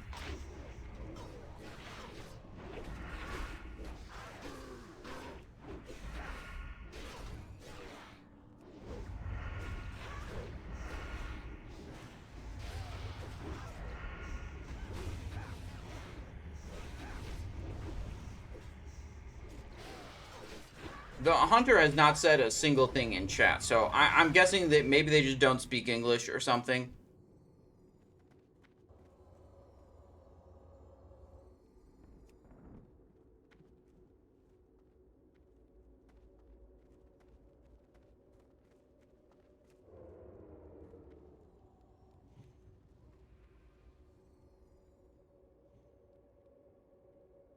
Your AFK buddy.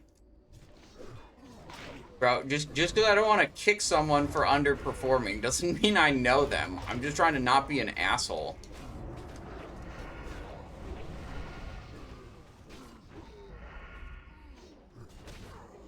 Like, what's the big deal if we all need versus all greed? Like, we could just all need and then everything's fine.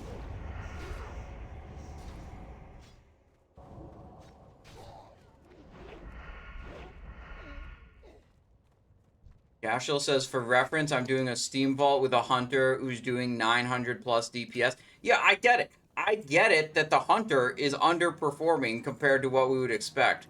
But that's okay. It's a leveling dungeon.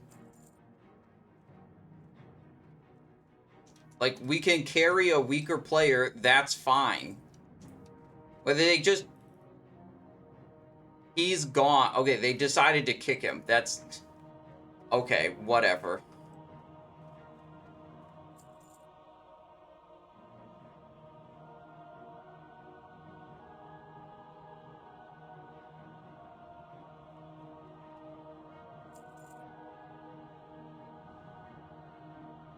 What's he doing? He's just cheating out to the start of the instance, I guess.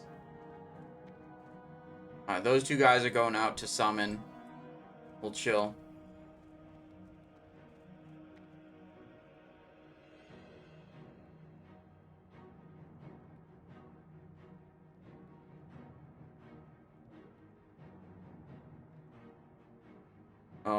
Why am I in combat? Oh, Cabal Assassin. Okay. Don't do my Blood Fury. The healer is here and probably going to heal me a little bit. I will chill, wait for my evasion to fade. Do the kidney shot.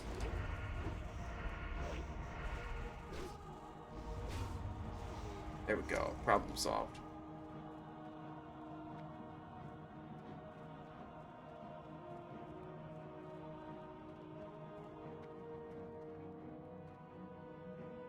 One of the reasons WoW fails at picking up many new players, elitist player base. Yeah, I mean, that Hunter's probably not having a good time.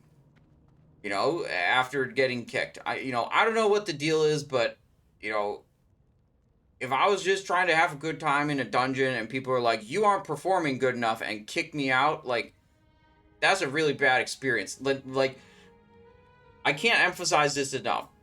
You guys, I understand, and all of you guys understand, that the hunter was not performing the best. Less than you would expect for a hunter. But the reality is, that's totally fine. We can carry someone through a normal mode leveling dungeon, even if they're underperforming. Like, it's just not an issue. Like, they were attacking things. You know, like, it's not like they were totally AFK.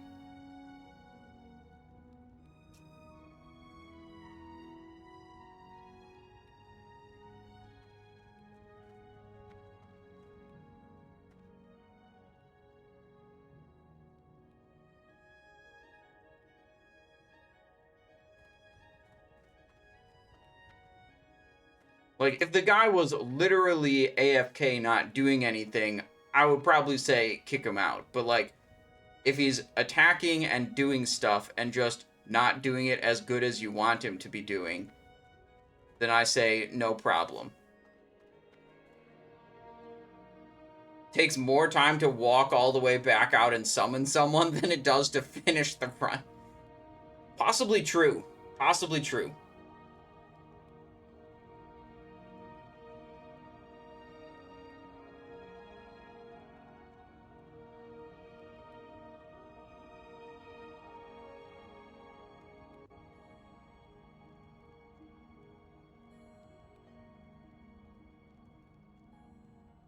How bad could he possibly have been to get on people's nerves? Let's look at the meter for the last couple trash pulls. So here's a trash pull. Here's another trash pull. Here's another trash pull. That is actually almost AFK on there. So there's the boss. He did do totally fine on the boss. Trash pull, trash pull, trash pull. This trash pull, he did okay damage.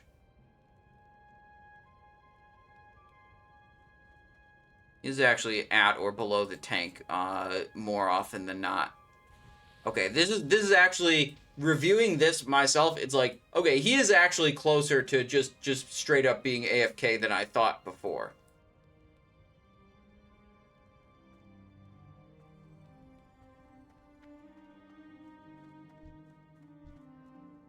Should I be using Blade Flurry on cooldown for trash packs or waiting on bigger sized trash packs?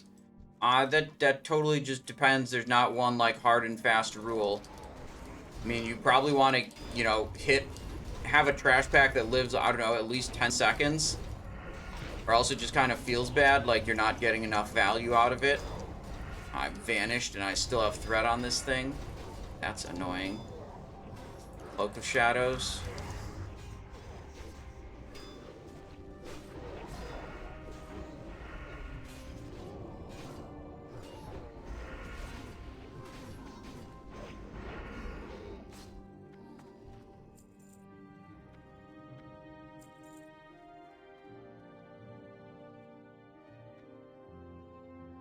Bro, this guy goes so much smoother. I would really like to just chew this guy out for being an idiot. Like, we didn't have a single death up until this point. The run was perfectly smooth. No, wait, no, that's not true. We did have one death. I believe Wind Pupper pulled thread and died at one point. Which was not even the hunter's fault at all. Like... He's just saying that because he wants it to be true. We cleared all the packs totally fine up until here, and we cleared this one totally fine too. And he's like, "Oh my god, so much smoother."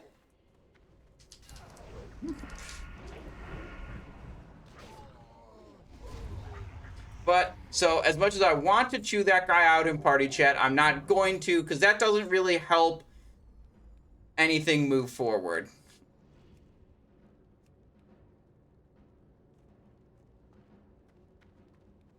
Do demonic dungeon groups scratch the same content itch that demonic raids do? It's a little different.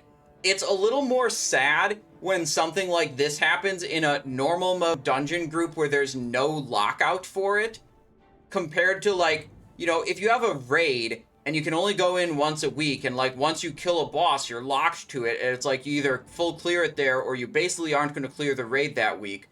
Like, there's a little more pressure to perform well, right? So there's like some stakes there. In a normal mode dungeon group, there's 0 stakes, right? You can replace people, you can run it again, there's no limit to the number of times you can run it, you know, all that. So it's extra sad when people are like getting upset.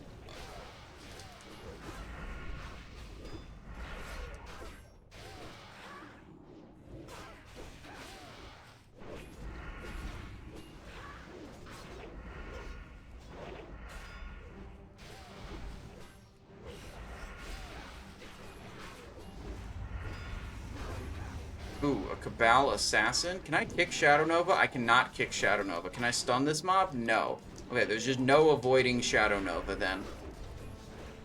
There's a chest, they say. Okay. What's the deal now? Are we still need rolling these?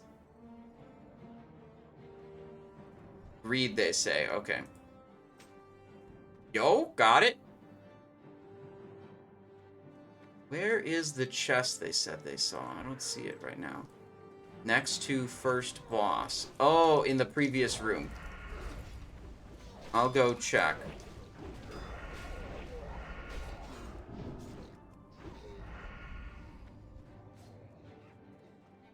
Most chests in 70 dungeons require max skill, which is impossible for me to have at this level. Skill cap goes up 5 per level. Yeah, I can't do this one.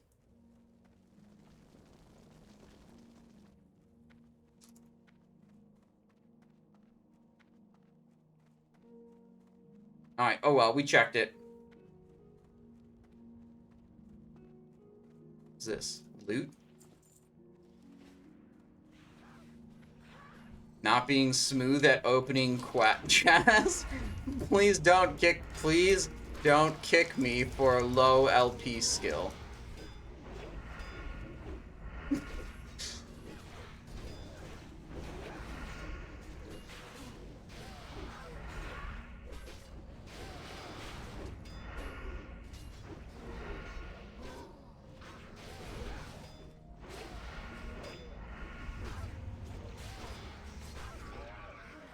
Sorry, low LP ain't gonna fly here.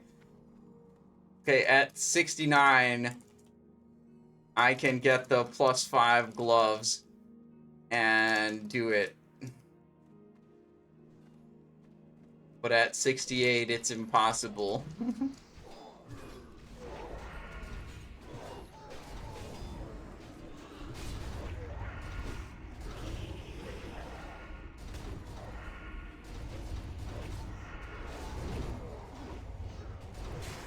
Vanish.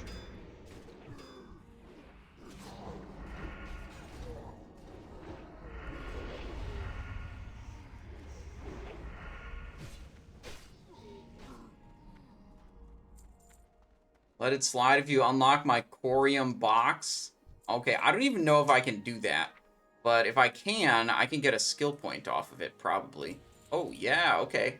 Nice.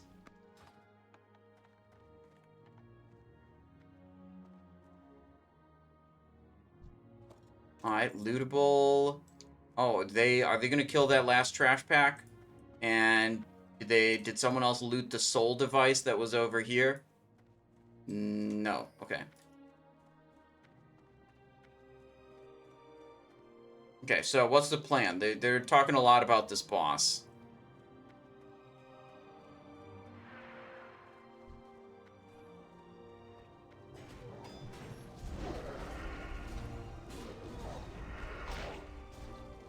Healers looting them mid-combat, of course. Classic.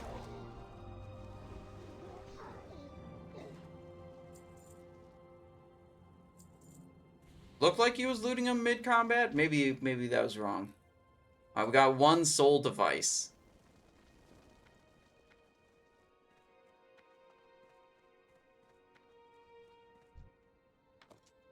Mark of Sargeras. Okay, that's good.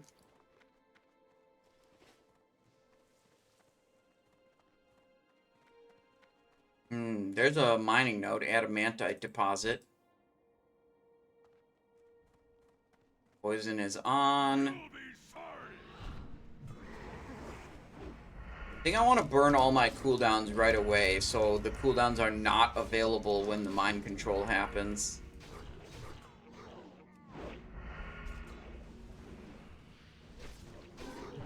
They were talking about the boss, but I still don't really grasp what happens when he mind controls. Like, spread out. Is it just like a duration thing and you hope people don't kill each other? Oh, yep, okay. You have gone into a chaotic rage. Yeah, I think this is a just like, you hope you don't kill each other situation.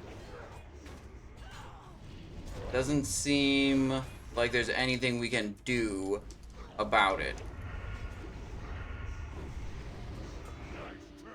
Oh, that guy's dead.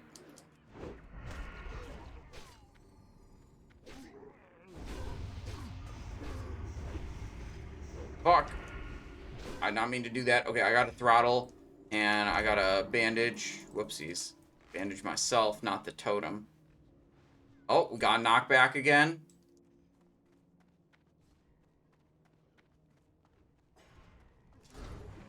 Alright, threat is good now. We basically idled for a long time. So we shouldn't have any issue with pulling threat. Oh, there we go again. Warrior, shaman. Shaman is wearing, I think, a cloth robe. I'm about to kill him. Yeah, is he dead? He is dead. Yikes. Unlucky. Unlucky. Oh, he's gonna onk. Oh, nice, nice, nice, nice. That's good.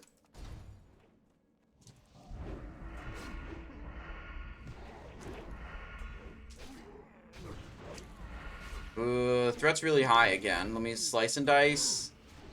I don't want to rip here. I don't have a vanish or an evasion. And the guy hits really hard. Like, I don't want to have threat. I don't have plate like these warrior DPS we have. You know, the warrior DPS, they can take a few hits and they'll be okay. I'll take a few hits, I'll be dead.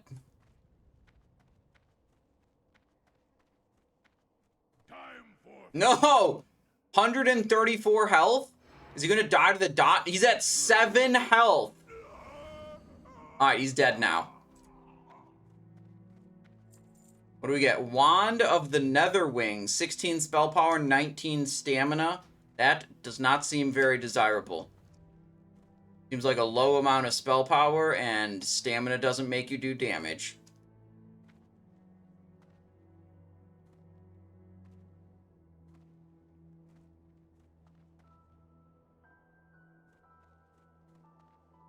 What are the mobs in Shadowmoon Valley that you are going to farm called? Something something Warlock? Simonize, Best Farm, Burning, Crusade. This one. Hello, my name's Simonize. This is an old Simonize video, dude. It's from 4 years ago. That's a long time. Much has changed since then, but not the hyper-spawning caster mobs in Shadowmoon Valley. Those have not changed.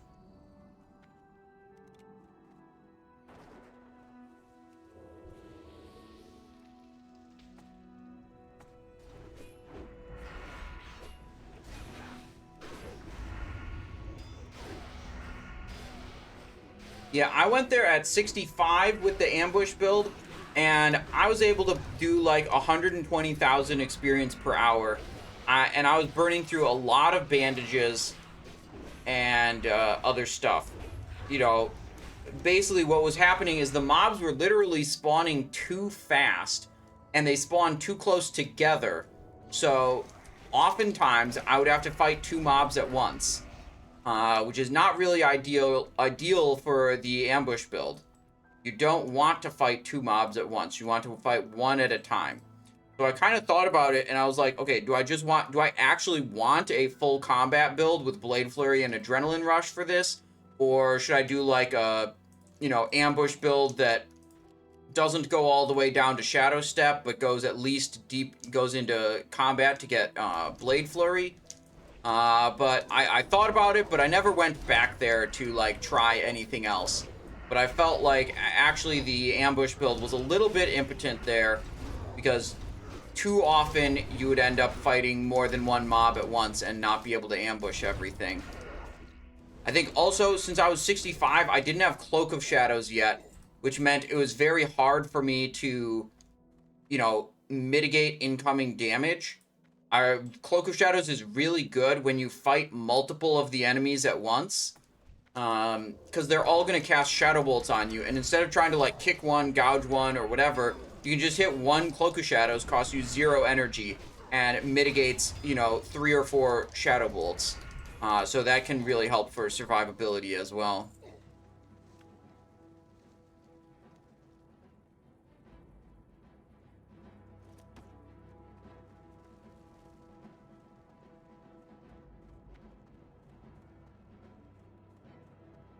But I would say at a minimum, you want to build with Blade Flurry for that location, to be able to do good in that location. Blade Flurry feels to me like that's a must.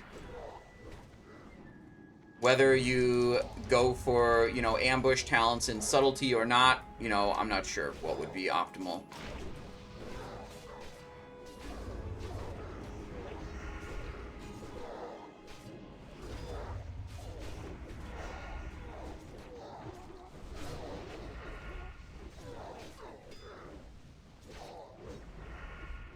Feels like you could do like a tri-spec type of thing with like preparation, hemorrhage, Blade Flurry, and then you could go get, at least remorseless attacks in assassination, depending on how many points you have to go around. You might be able to go down to get relentless strikes, which is like the prize big talent in assassination. Let's see, if you did 11 assassination to get relentless strikes and remorseless attacks, then you could do 31 down into combat. That's a total of 42 points spent. And then if you want to get hemorrhage, that's 21, so you'd be up to 63 points. You can't do that. That's too many points. You don't get that many points. You get 61 points at max level. So you definitely can't do all 3 of those. You can't do relentless strikes, adrenaline, and hemorrhage. You have to dial it back in one of those talent trees, like get rid of either adrenaline rush or relentless strikes. I would probably get rid of adrenaline rush, I want to say.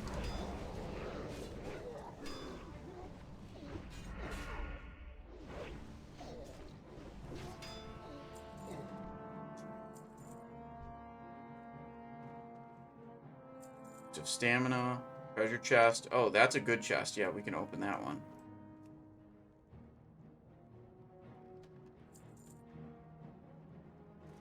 Soul device 4 to 5.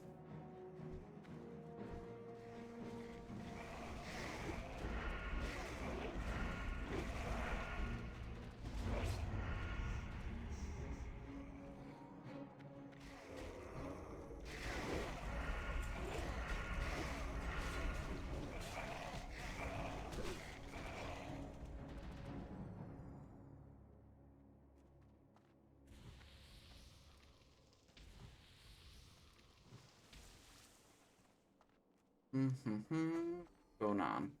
Am I getting the final soul device? I guess so.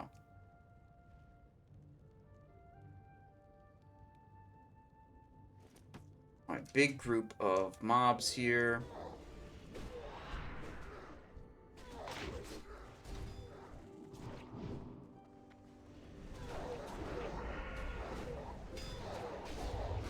That seems like a totally fine Blade Flurry. Wait, he turns into a dog? Oh, shit, okay. I should have done the Blade Flurry earlier. Look at this. We're wasting 5 seconds off of it. Oh well. I didn't commit to the Blade Flurry early enough. I knew if I pressed the Blade Flurry there, I wouldn't be able to use it on the boss, so I hesitated a little bit.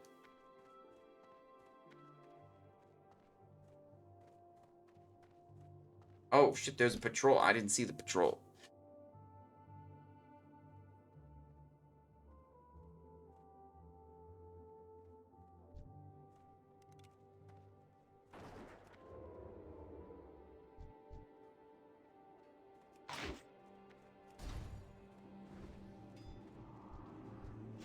Waiting, cast one more thing. Oh, it got silenced. Perfect.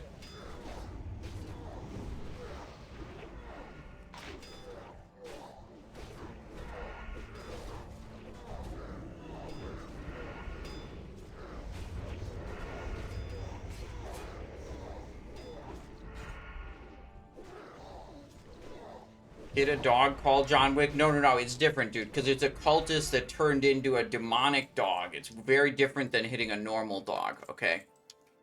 I would never do that. This herb gathering. Oh, he's getting ancient lichen. Okay. Maybe that's what he was doing before. I didn't see him loot any soul devices. Maybe he was just getting herbs the whole time.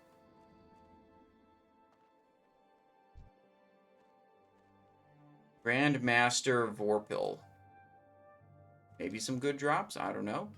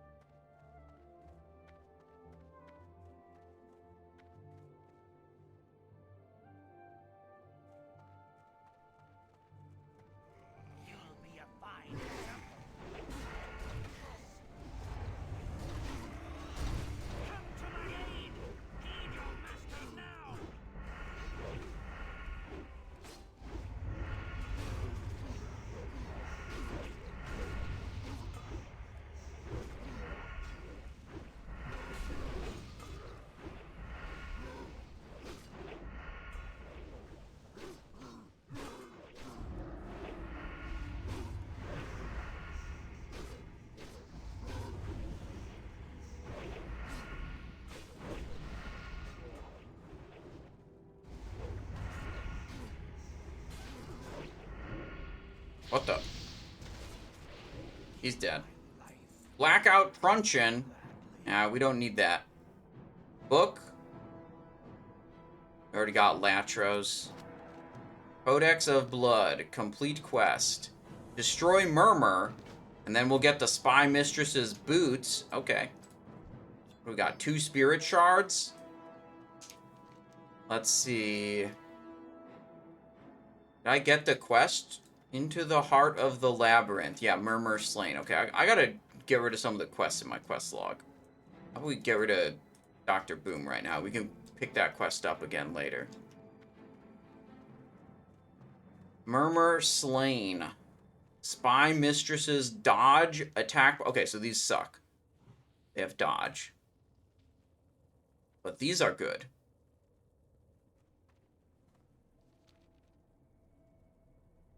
Chance on hit. Increase your haste rating by 132 for 10 seconds. 1.5 speed weapon. Nice.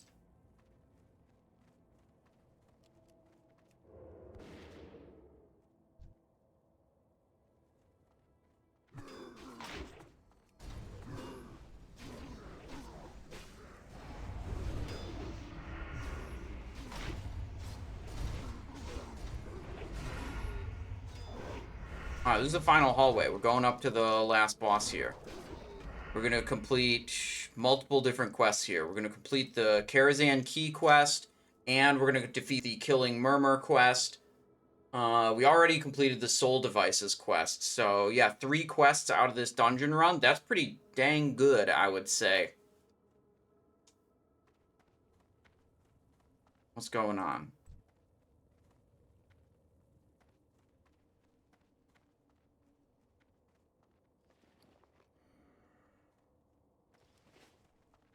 These pulls can be a little awkward. I think we want to focus the Spellbinders. Either the Spellbinders or the Summoners. I'm always focusing some kind of caster when that's an option.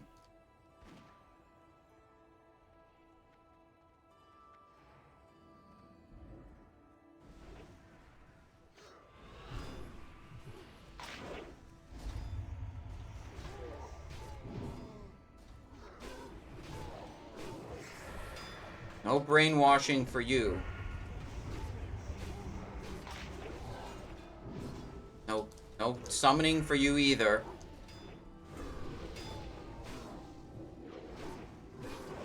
Nope. Stop it. Nope, no fireballs. None of that. Did a lot of spell interrupts there. Pretty good. Not a lot of damage, though.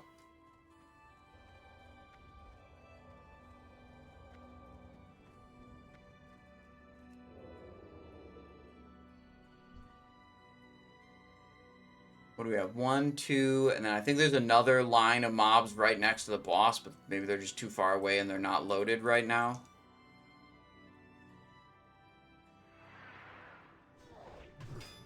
Ooh, resist.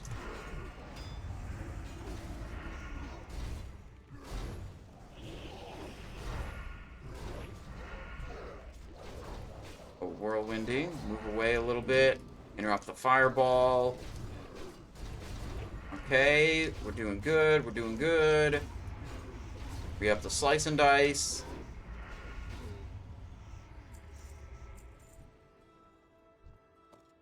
Mark of Sargeras, okay.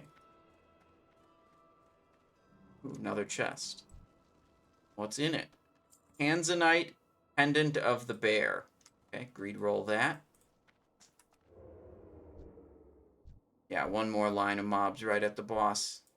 Murmur. Okay, this guy drops a dagger. He drops Whispering Blade of Slaying or something. Wisp something. A very good dagger. If the dagger drops, I'm definitely need rolling it for my ambush build situation, possibly mutilate usage. It might not see a lot of raid usage. Maybe, well, it would see raid usage, man, if I play mutilate some. You know, that could happen. Not my, like, primary goal, but, like, that could be a thing. Brainwash. Ooh, let me get the... Oh, he's dead.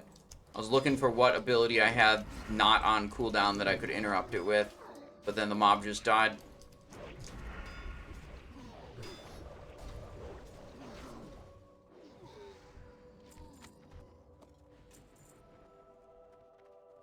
Yeah, the dagger's a 1.9 speed, so nice and slow for big mutilates and or big ambushes.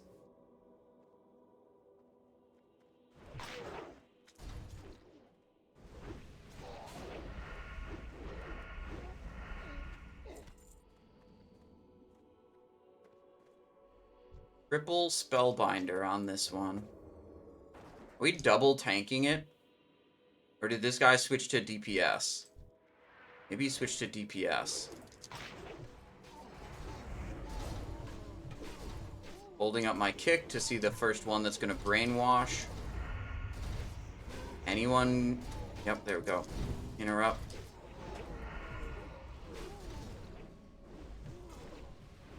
Okay. Nice.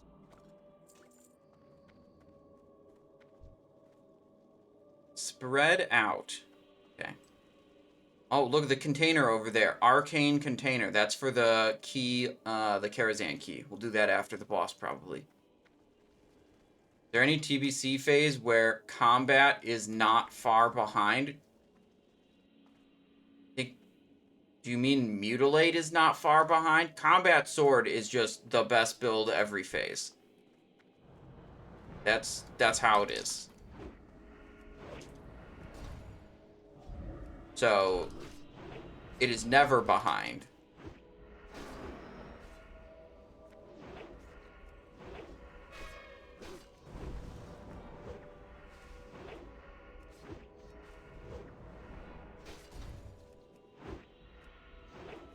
We're absolutely destroying this boss. Doing way more damage than the other folks. Pretty good. Oh, shit! Whoa. Run away. Run back in. Maybe could have just lived that with Cloak, but I didn't want to take the risk of it being a not cloakable thing. You know, if I died there, I could lose my #1 DPS spot on my, you know, week 1 Murmur parse, and my life would basically be over then.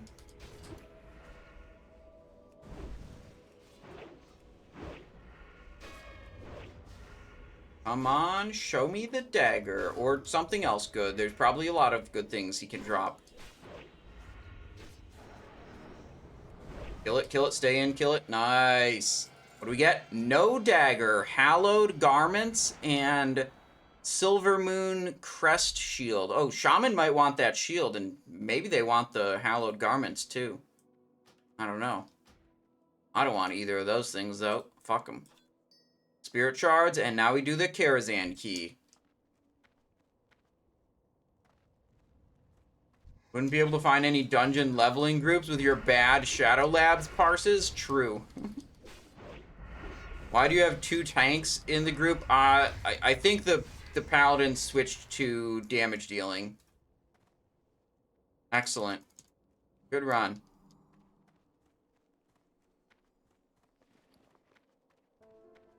Alright, let's bounce. Should we just Hearth to Shatrith? I think we just Hearth to Shatrith.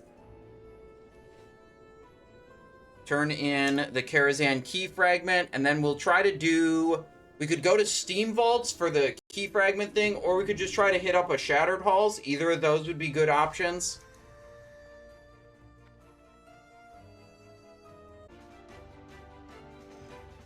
Okay. Blade Fist is style points. It does look really cool.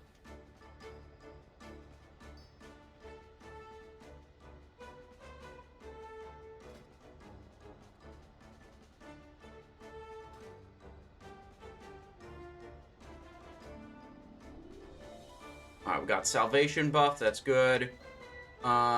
Is this a Wind Fury situation? I don't know if it's going to be a Wind Fury situation or not. I'll hold off on the poison right now. See what Labouche does.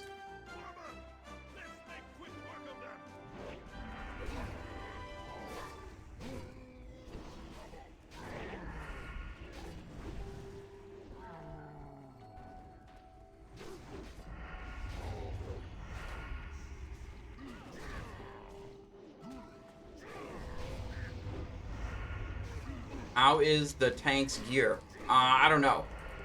I just assume everything's going to be fine because this is a normal mode dungeon. I've not yet had a problem with not being able to clear a normal mode dungeon. I mean, I haven't even struggled in a single normal mode dungeon yet. I mean, the tanks, everyone else in the group is 70, so I'm just totally not worried.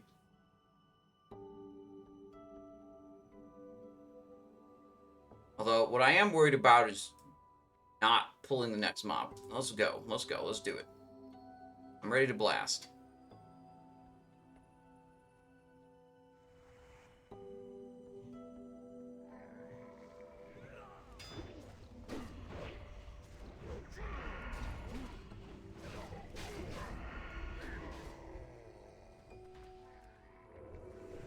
Hunter Pet pulling. See what the tank thinks about that.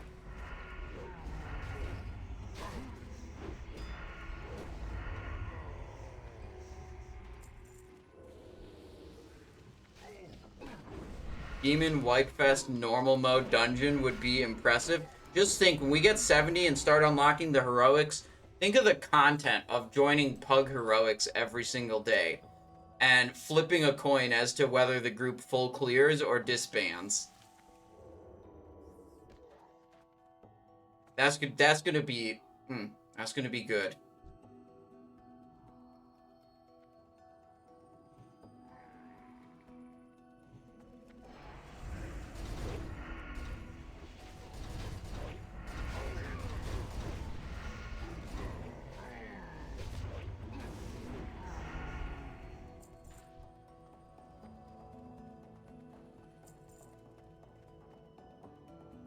Oh man, I remember this dungeon now. This dungeon is rough. A lot of big pulls. You gotta pull these really far back sometimes. I think Avenger's Shield will pull 4 if he does that. I'm gonna try to pull with Judgment, I think. Yeah, okay, so now he only got 2. That's good.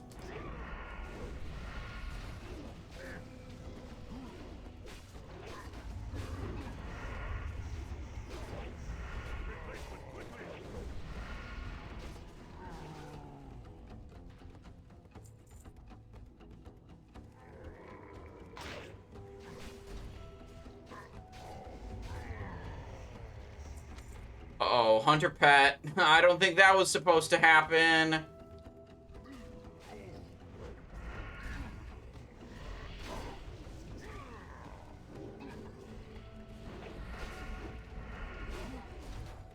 We're overcoming it, though. At least this time my blind did its full duration, which I can appreciate. You know, I appreciate that. I'm very afraid of those mobs. Since I'm lower level than all these guys, you know, I have a bigger aggro radius, so I really didn't want to get too close to them, accidentally pull those.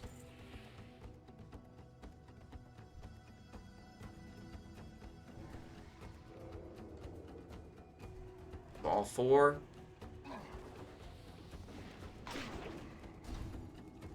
Got the kick. Not have another good interrupt for this guy. I guess I could gouge him. Kick that. Man, I'm doing work. Kick, gouge, kick, stun.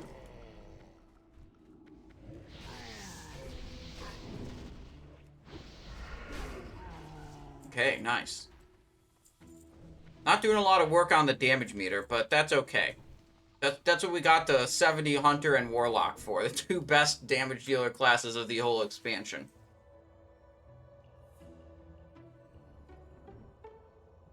A lot of Seed of Corruption damage there. Yeah, that makes sense. Seed of Corruption's pretty good.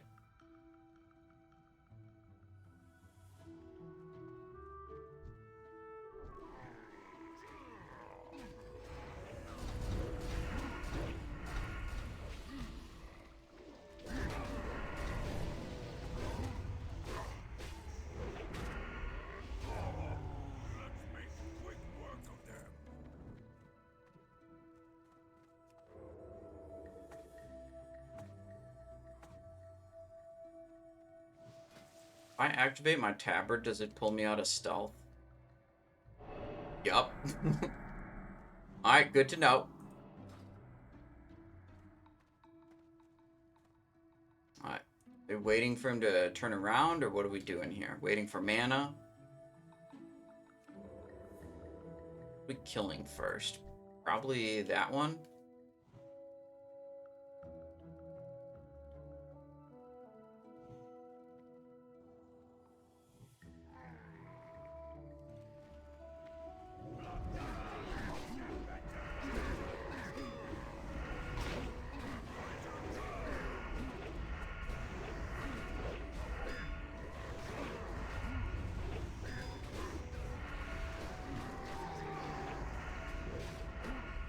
Good.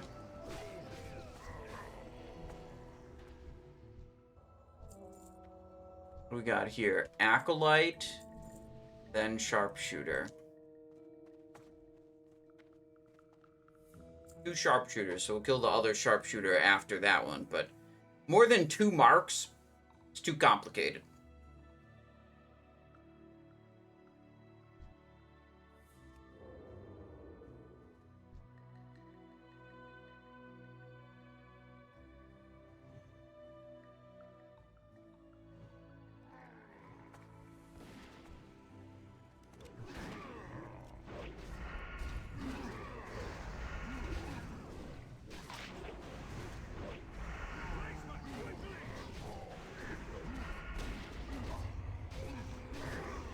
I'll Blade Flurry the next wave. I think it's too late in this wave to commit the Blade Flurry.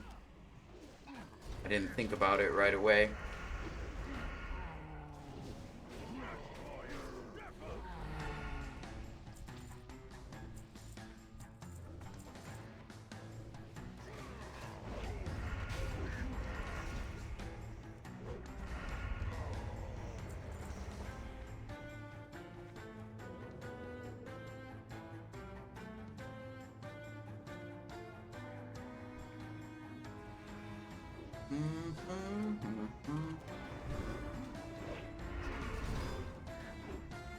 Nope. Not chasing that shit down. I'm Blade Flurrying over here.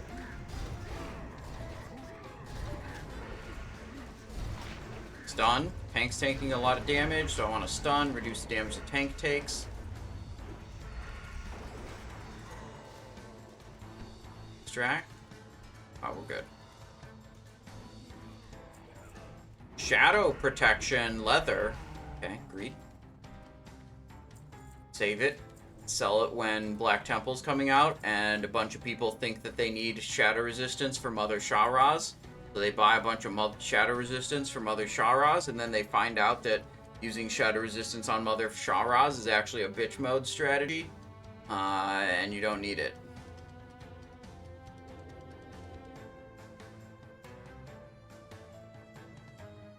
The Boosh says, ooh, shadow. Is he thinking about need rolling this? No, he won it with Greedwall. Okay.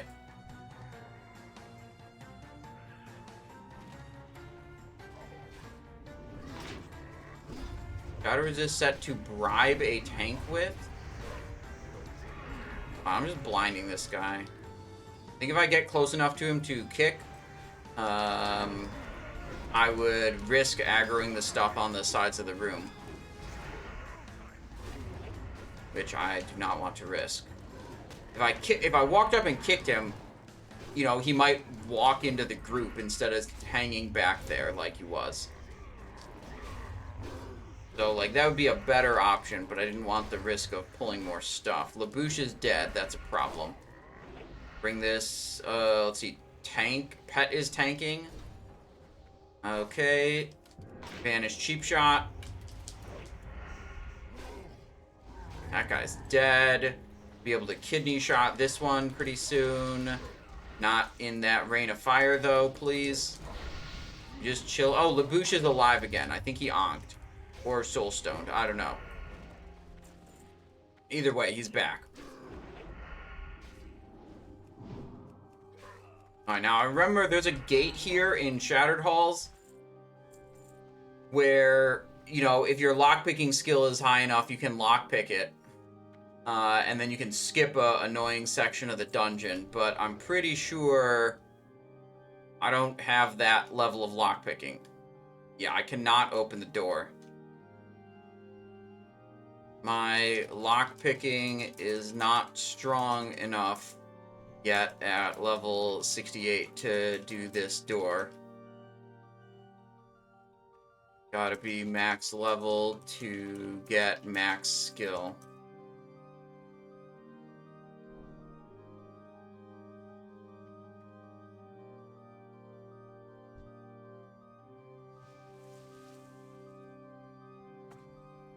Alright, where are we going? What are we doing? Tank running around? Okay, grab those, then grab those. Probably kill the dogs first. They have low health and high damage output, so it's like a primary, you know, like those are the type of targets you want to take out first in a group.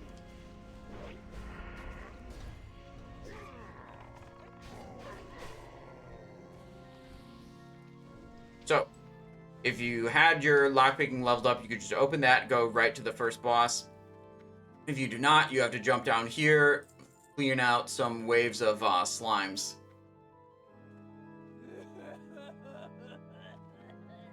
One, two, three, four, five.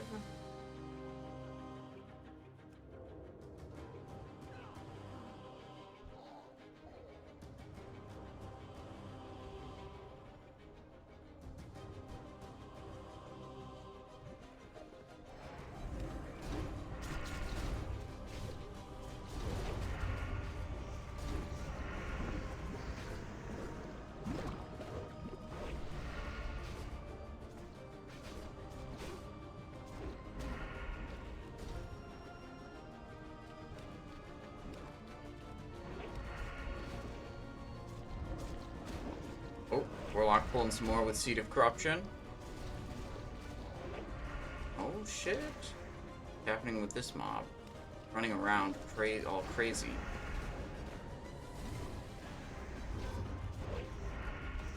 Not leveled lockpick, minus 50 DKP. Okay, well, my lockpicking might not currently be maxed out. However, you know, even if I was at max skill at this level, I couldn't lockpick it anyways. I need to be 350 to lockpick that. As that's just impossible at level 68.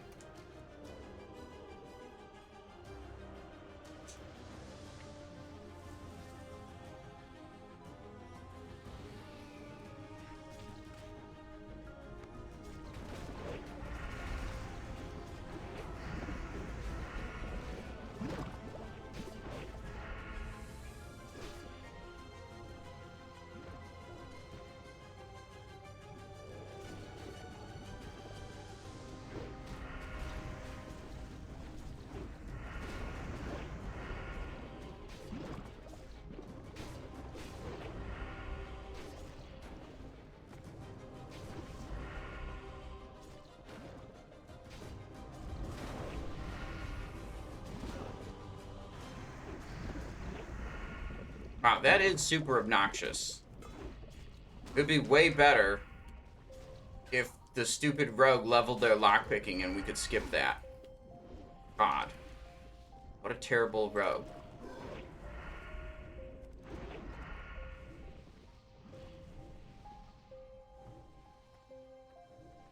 All those damn slimes.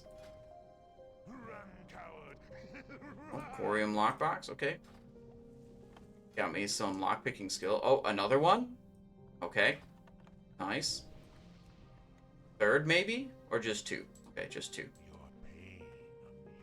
Is this Sunken Temple from Season of Discovery? No, it's not that.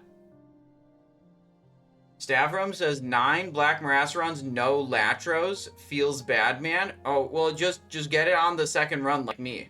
Like, why didn't you just get it on the second run like I did? It was really good for me. You should try my strategy. I think it'd be better than your strategy. Don't waste your time on that one. He's weak.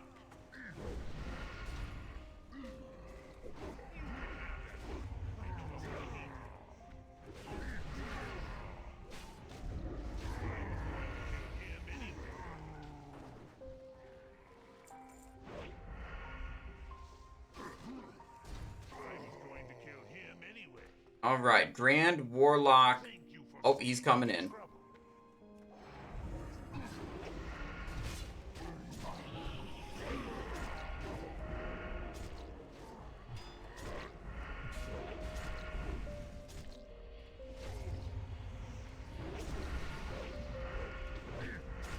Just move out of the shit on the ground and hit the boss. That's basically my strat. That's my whole strategy. But he's whirlwinding. Fuck. Okay, I guess I'll run away from that. That almost killed me. Alright, what do we got? Bands of Nether Curse. Cloth. Okay, well, those suck.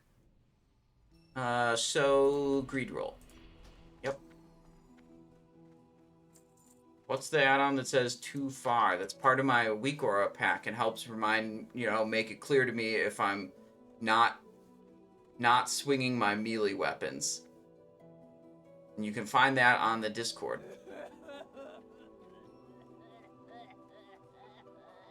Well, why DPSing crying? Because his lockboxes were bad loot, and it's my fault because I unlocked them. That would be my responsibility, yeah.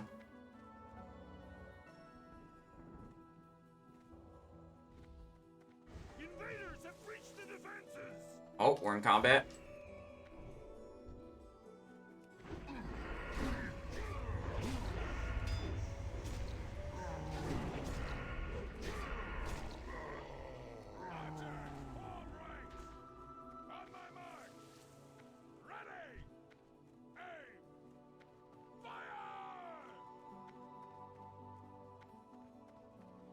What are we doing? I'm just up with the tank. We gotta like charge through this hallway, I think.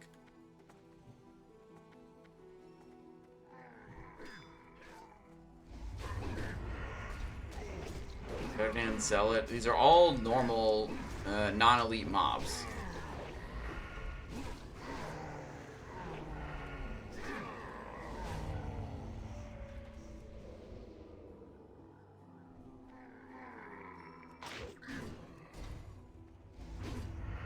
Uh-oh. Tank is having a connection issue. Running in place. Uh-oh. Wait, hold. Uh-oh.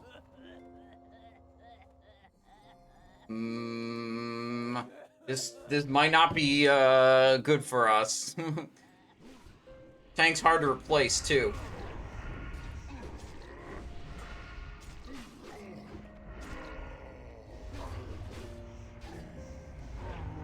Prayer. Say a prayer for Halibur.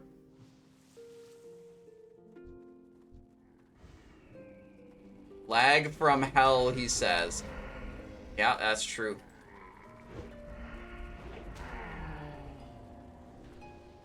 We thought you DC'd for sure. Running in place for 30 plus seconds.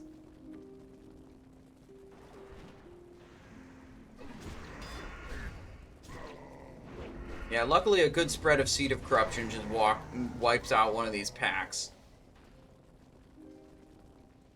We might need our tank when we get to the elites. Caliber says everyone on his screen, everyone else is standing still. Uh-oh. Uh-oh. Wait, he's offline now.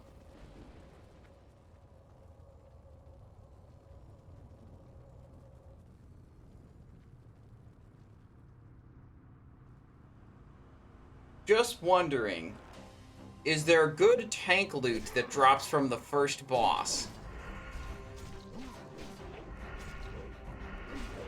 Wait, no, he's back. He's back. I'm always suspicious. Classic has trained me too well to not be suspicious of this. When someone disconnects in the middle of a run, did the boss that drops their loot already die? Is that the issue? And they just fiddled their Ethernet cord. That does not appear to be what's happening here.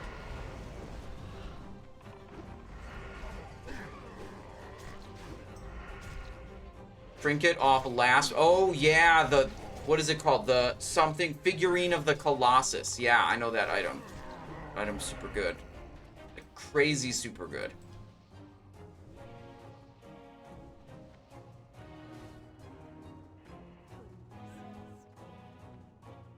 And I want Waste Walker gloves off last boss, and you guys said Hunter wants like Beast Mastery gloves off the last boss or whatever it is.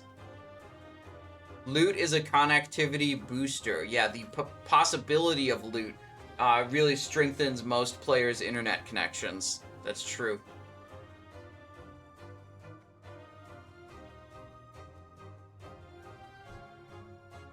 What's he doing? Thinking about left or right. Or sorry, left or middle. This would be the right pack. Right or left? Let's go left side and ignore right side. If we're really careful, we can ignore both the sides and go straight down the middle, but it requires us to be a bit precise with our movement. I think it's better to just clear out one half. Oh, shit. The tank just got... Okay, well, that's an issue.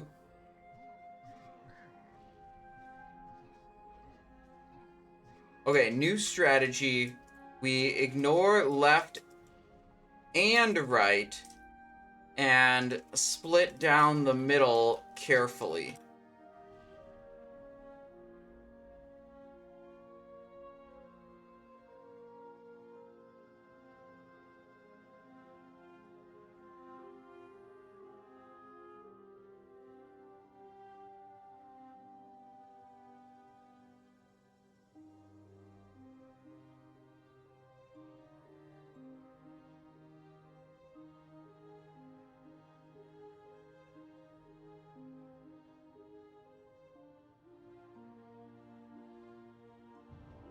Yeah, they had a Mortal Strike, they said, and they just absolutely flattened the tank. Let's look at the death report. Hellbar died 14 seconds into the pull. Melee, melee, melee, melee, melee. Okay, that's just a bunch of mobs. 1, 2, 3, 4, 5, 6. Damn, Immortal Strike for 1.7. Another Mortal... He got 2 Mortal Strikes in 3 seconds. Hang on. There's a Mortal Strike, 2 Mortal Strikes, and then 1, 2, 3, 4, 5, 6, 7, 8 melee swings. 2 Mortal Strike plus 8 melee swing, all in 3 seconds. Wild.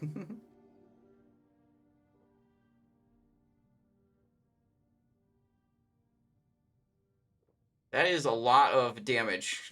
It's a huge amount of damage.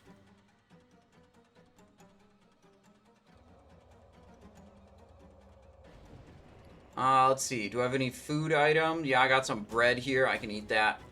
Pull him further behind and trap fear something. Yeah, So the plan now is going to be skip the left and skip the right, and just grab this middle pack right here, and bring it back into this room, kill it here, and then we walk directly down the center, and we can skip left and skip right.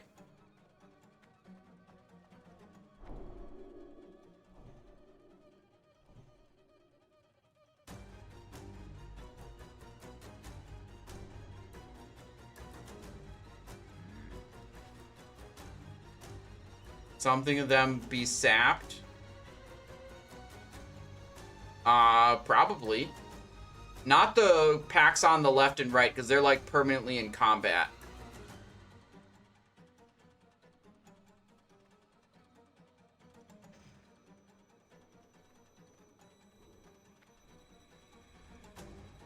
Alright, he's sealing up. What's he got? Righteous Fury, Gift of Arthas, Blessing of Kings. Didn't he have Blessing of Sanctuary?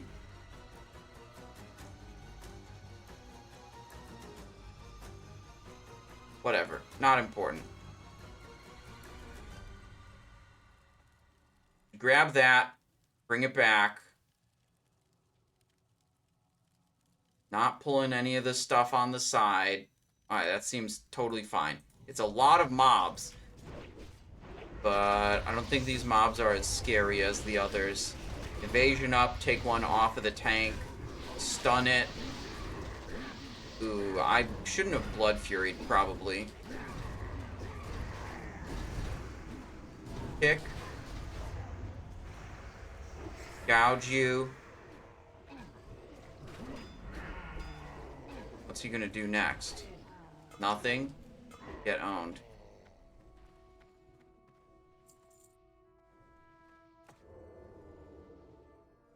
Okay. Right down the middle. Then walk into the wolves.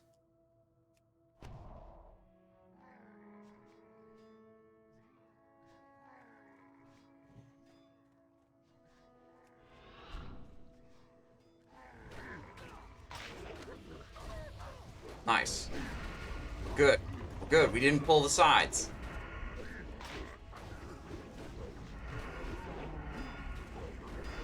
Hunter Pet not pulling the sides either.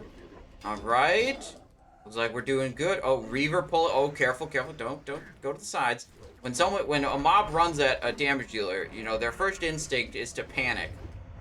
And if they panic and run to the sides, then we all die.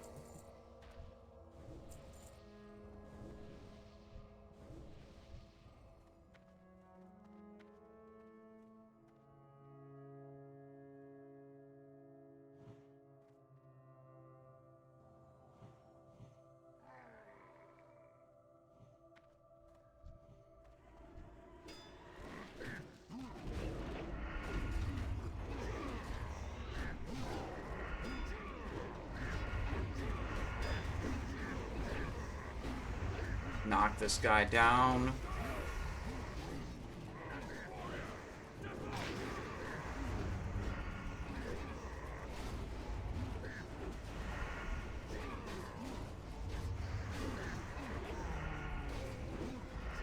Okay, Brawler's in. I gouge you? Nope. Too late, he's on the Consecration. Can no longer be gouged. Blade Flurry time. Help finish this stuff off.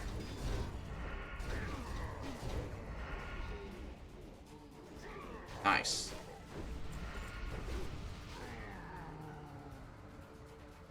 Okay, same thing again.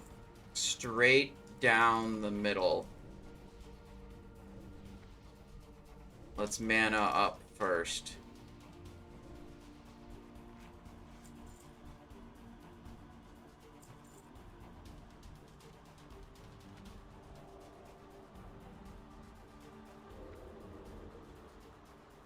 I'm low level, so I'm stealthing.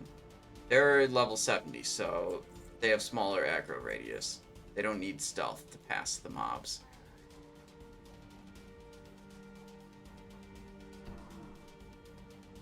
One, two, and healers here. Gotta walk into it.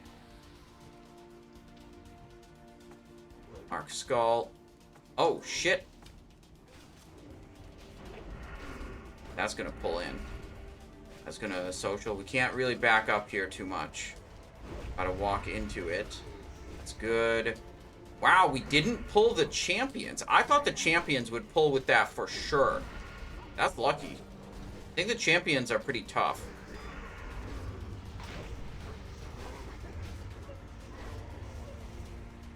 Design Tenacious Earthstorm Diamond?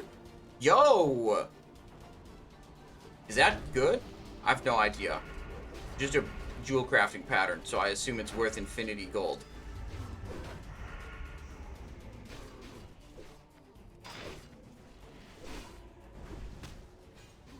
Loot. See, this looks like all green. Me and the tank are locked in, bro. The only ones that haven't clicked a loot option. Oh, I won it with a 31 out of 5 people. Yo. Defense and chance to restore health on hit. I'm pretty sure that doesn't seem very good. That seems like it's not very good.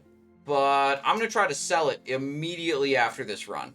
I'm going to go sell that.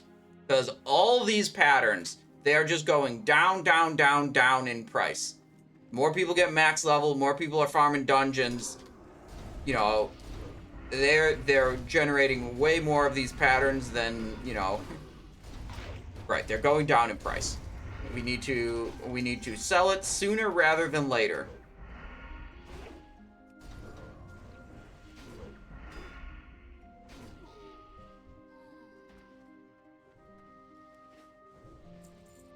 It's bad. It's like of Shaman Enhance. Are you saying Enhanced Shamans are bad too? Which one did I get? I got the Tenacious Earthstorm Diamond, which I'm pretty sure is bad. What he do?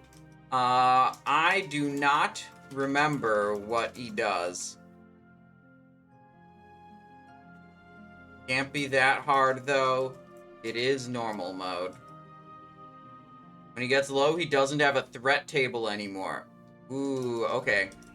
So, save cooldowns until he's low. Then blast. Since he... Okay.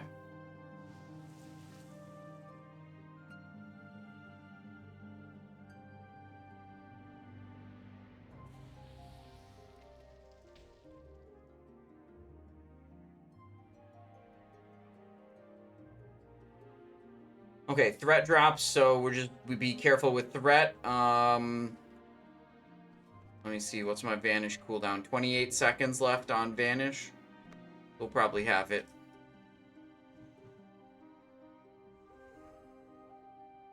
Good. Good, we're good, we're good. Let's go.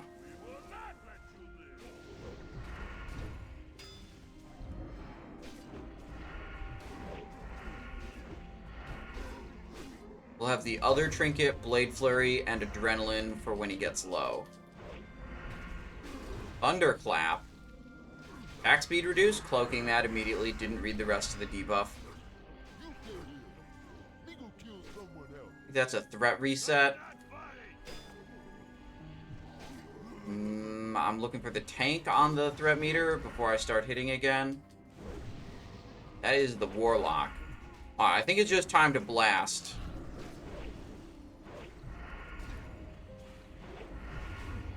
I hesitated for too long. I should have just blasted.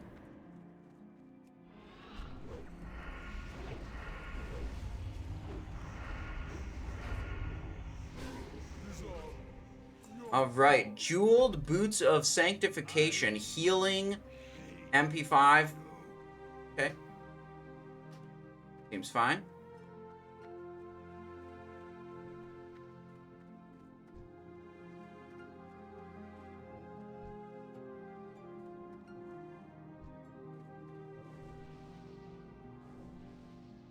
Then it's just around this hallway, then it's the last boss that has all the good loot.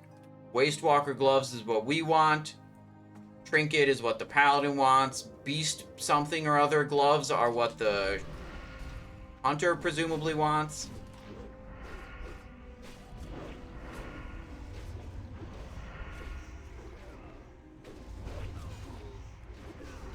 Ooh, assassin. You hit that thing.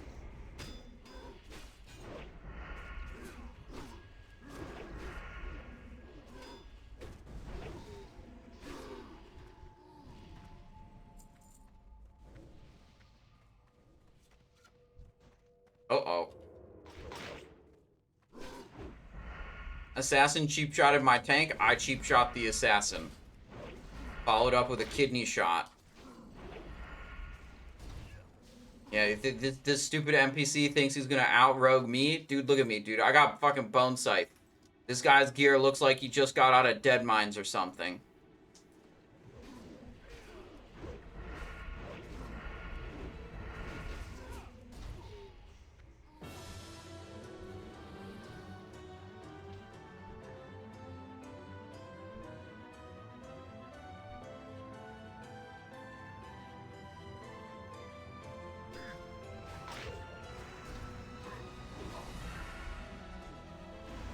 Dead Mines is Rogue Central. Bro, you guys remember when we did the Naxxramas, the last Naxxramas before TBC? And there was a hunter in the group that had double Cruel Barb from Dead Mines? And it was double Cruel Barb with 15 agility enchant on both of them? That guy was ballin', dude. The rest of his gear was level 60. His weapons, his melee weapons, were required level 19. That was good.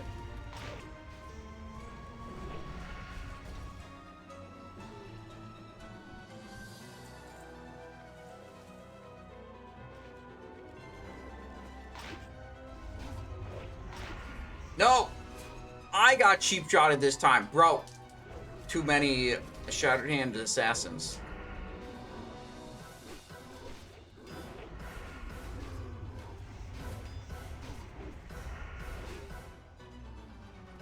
Right. Good.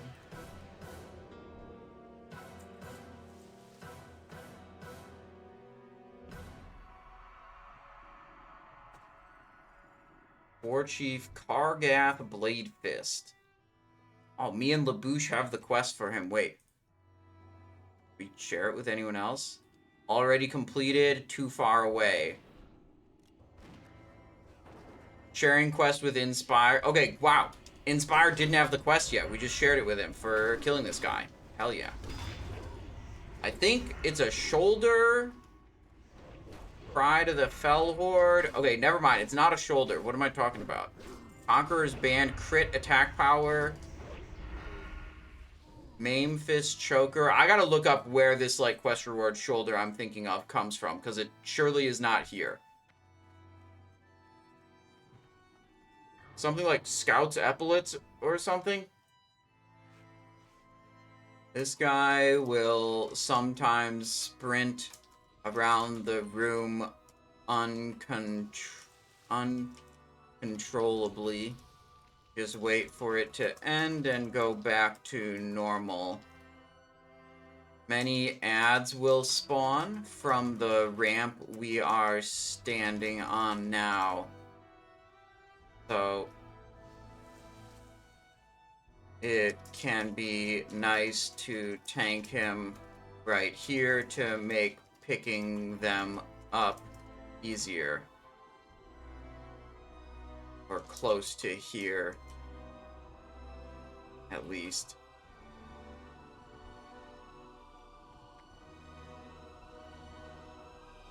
Ready.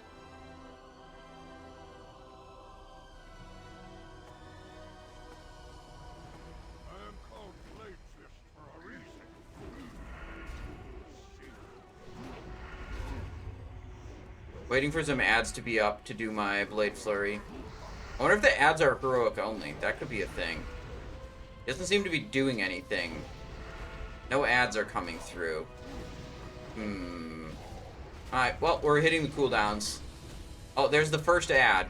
It's coming through. Not very many ads in normal mode, I guess. Oh, there's the spin attack. The charge all around the room attack.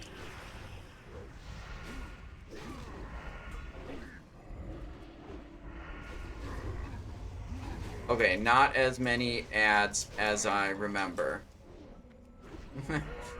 Basically no ads. What do we get? Beast Lord Handguards. I'm sure the hunter is happy about that. Although I'm not, because that is not good for me. Demon Blood Eviscerator. Main hand, stamina, expertise, attack power. I don't think we want that. I think that's not really our speed. Greed roll this, greed roll that. It is 10 DPS higher, but you know, whatever, it's too late. We'll get something else that's better. Okay.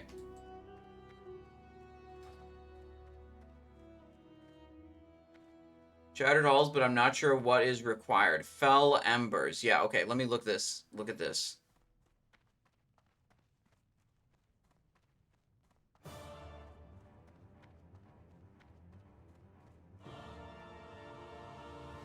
Fell Embers. This is the...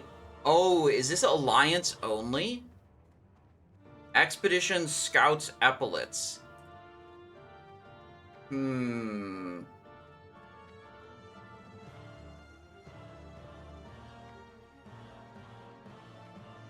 Alright, let me think about this. Go to the Simonized Show Discord, read here first, start channel, pick Burning Crusade, pick best in slot gear lists. Oh, this part could be dangerous to walk through. We gotta walk exactly in the middle. I think I'm good. Pre-raid quest rewards. Okay. And we gotta go to the shoulder.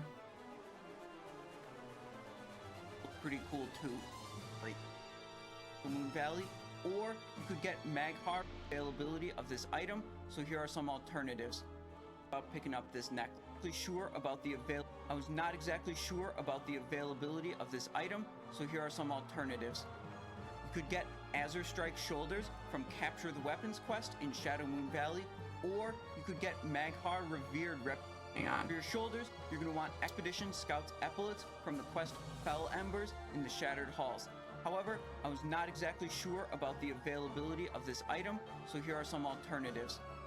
You could get Azure Strike Shoulders from Capture the Weapons quest in Shadow Moon Valley, or you could get Maghar Revered Reputation level and get Talbuk Hide Spalders, or the equivalent for Alliance would be Kurenai Revered with Blackened Leather Spalders as another good option. Alright, I guess we're going for Maghar Revered. Delicate Green Poncho, which comes from the quest. Fell Embers seems like it might be Alliance only. Yeah, okay.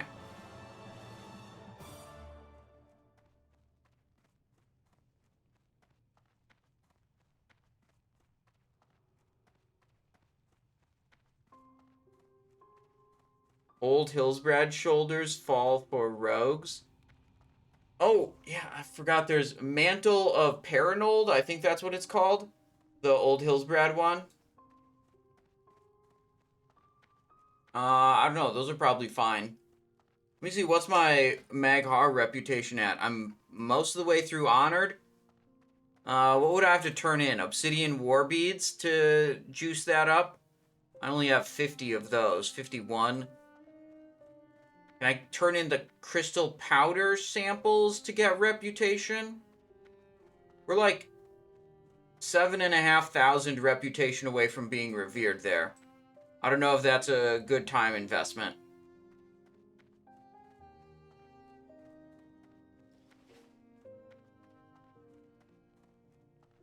It's war beads only, and finish up the last like 3 quests I have in the zone.